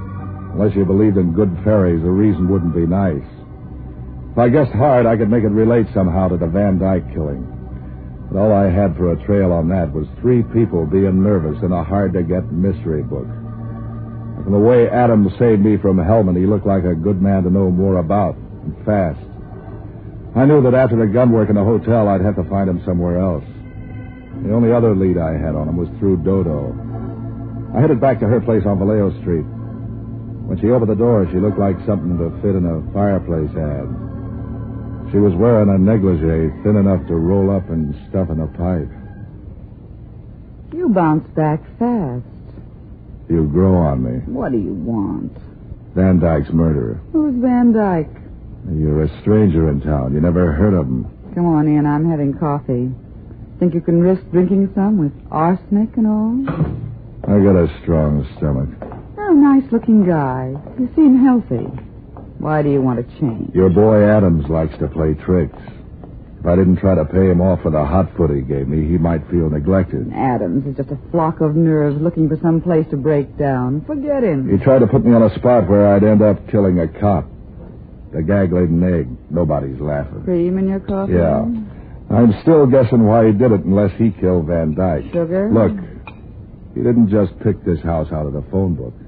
That puts you in line to do some explaining. I wouldn't explain how to turn over in bed until I've had a cup of coffee. You aren't shaken where it shows. Are you telling me how to live? I'd have to start with the way you say goodbye on stairways. You didn't learn that trick in a finishing school. It didn't finish you, but that's just because you're durable. So's my longing for Adams. Where can I find him? I told you Adams don't mean anything. He just acts busy. He's like a fly, batting his wings off and ending up in the same place. What place? Do I twist it out of you? That book, Death in Herald Square. Did you find another copy? That's for tomorrow. Tonight it's Adams. You're wasting your time chasing Adams. Concentrate on the book. I'm spreading my fire. How do I know that book isn't just a come-on to get me off the trail? In the book, there was a millionaire businessman just like Van Dyke. He had connections in the rackets, just like Van Dyke. He had a partner, just like Van Dyke. When do I start panting? If you do, it'll be from running from the cops. That's all I'm giving you about the book. I'll get the rest when I pick one up tomorrow. You'll have a tough time doing that, Novak. The bookstores are all out of copies. You collected them all? It wasn't hard. A car, a telephone, a little bustling about. You're real sharp, Crowley, till you start looking at a map. I have friends across the bay. You might try Sacramento or Los Angeles, but that would take some time, wouldn't it? I guess time don't count after tomorrow. Not with what you know, sonny boy. Am I being confusing? You make a good try. Well, this won't confuse you. I thought I told you I didn't like Dodo to be bothered. She needs protection like J. Edgar Hoover. And didn't I warn you off this caper? Leave him alone, Crowley. He's harmless. Are you all done in the other room? Yeah. Come on, Novak. I want to make you a little present.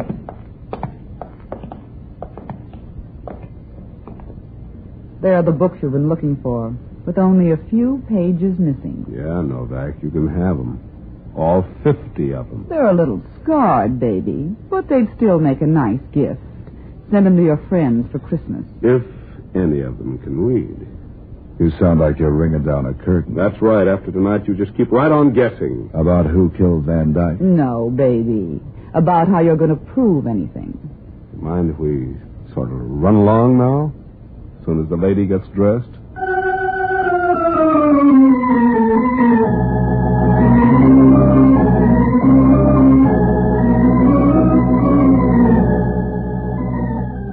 After they'd gone, I went through the books. Page 187 was torn out of each one of them. I felt like a man in an earthquake. Something told me to run, but I didn't know where to go. Trying to make sense out of what I knew was like trying to put together a dropped cake. I wandered around the place till I found a drink. I was just lifting the glass when the telephone rang. Yeah?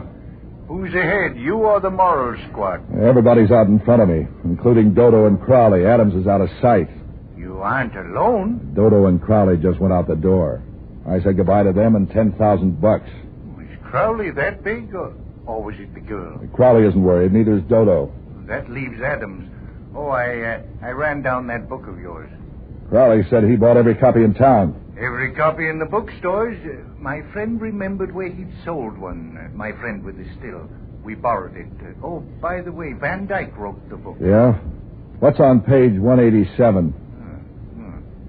Let's see now. Yes, a description of Van Dyke's double life on page 187 is a description of the front man, the gangster. Bad writing job. No wonder it didn't sell. Who does it fit? It doesn't fit anyone, Patsy. He only said that the person had a star tattooed on his chest. It's a horse. Now all you've got to do is to get them in a game of strip poker. Get them. They're all gone. Still a good idea, especially if Dodo sat in. So long, lover.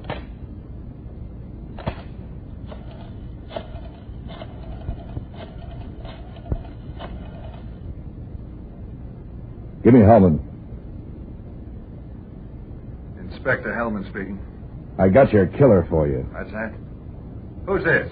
Novak? Yeah. And don't start bubbling about my nose in your business. Business is picking up. You get Adams? Adams? That's good. No, Novak. My stool pigeon got it. That fag I was telling you about. That leaves you the only one knowing. $10,000 worth. Don't think I'm coming after you, baby. You can stay there and rot. So far, I feel healthy. You think you can drag me off the trail after you by this phony phone call? I know who did it. Oh, no, you don't, Novak, but I do. Yeah, fill it in. I just got a phone tip where they're hanging out. So they're sending out invitations. I'll even tell you where they are. It's at the beach near a shooting gallery. I've got a siren in my car. Let's see you beat me out there. It's the first gallery below the ballroom. Look, Hellman, you're the only guy alive who knows the whole story. What if this is a gag? Oh, no, Novak. I'm not biting on any of your phony tricks. But listen. Save your breath to sob with when you see me pick up that nice fat check.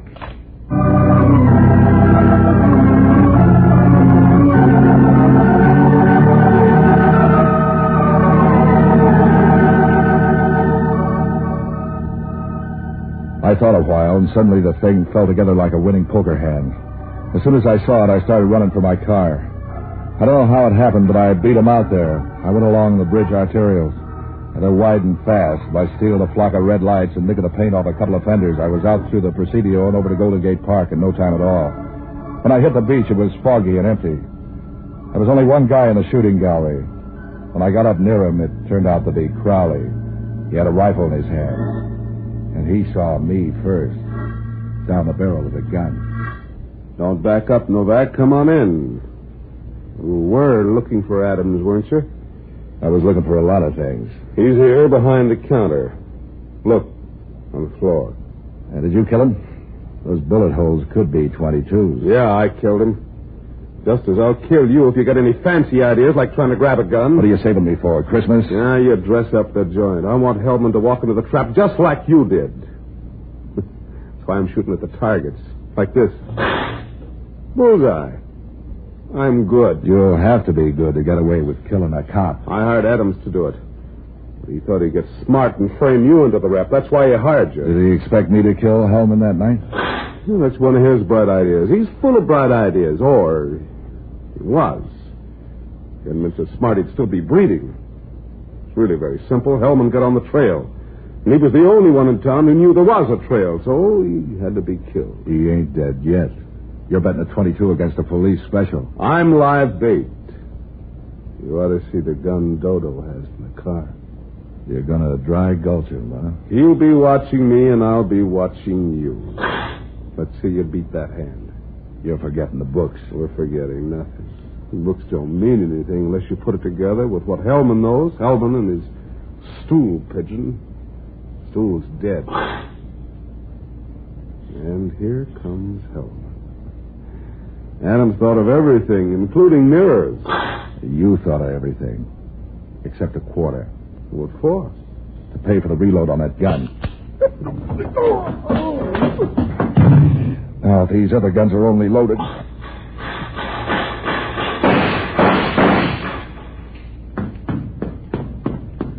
Hi, you win a cigar, Hellman. You got her. She'd have had me if you didn't spray the windshield. What was the deal? While you were creeping up on Crowley, Dodo was going to pat you on the back. Crowley? Where's Adams? He quit the game. Crowley helped him. Come on. Crowley's coming through. Don't worry. He won't like these odds. What odds? 38 to 22.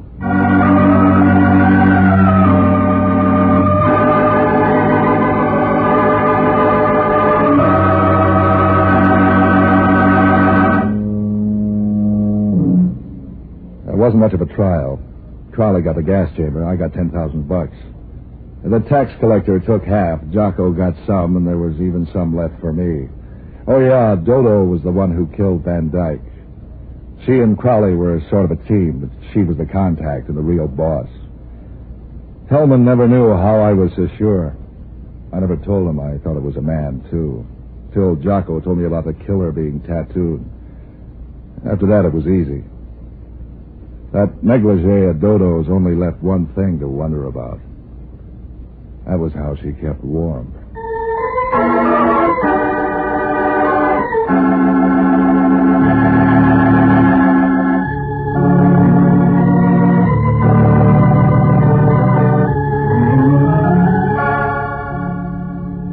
And now, an important announcement for your listening pleasure.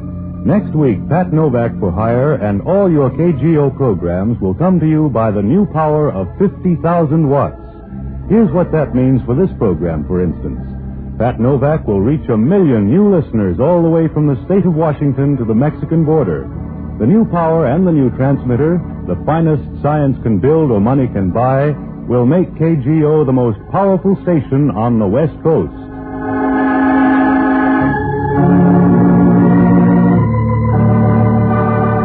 This is ABC, the American Broadcasting Company.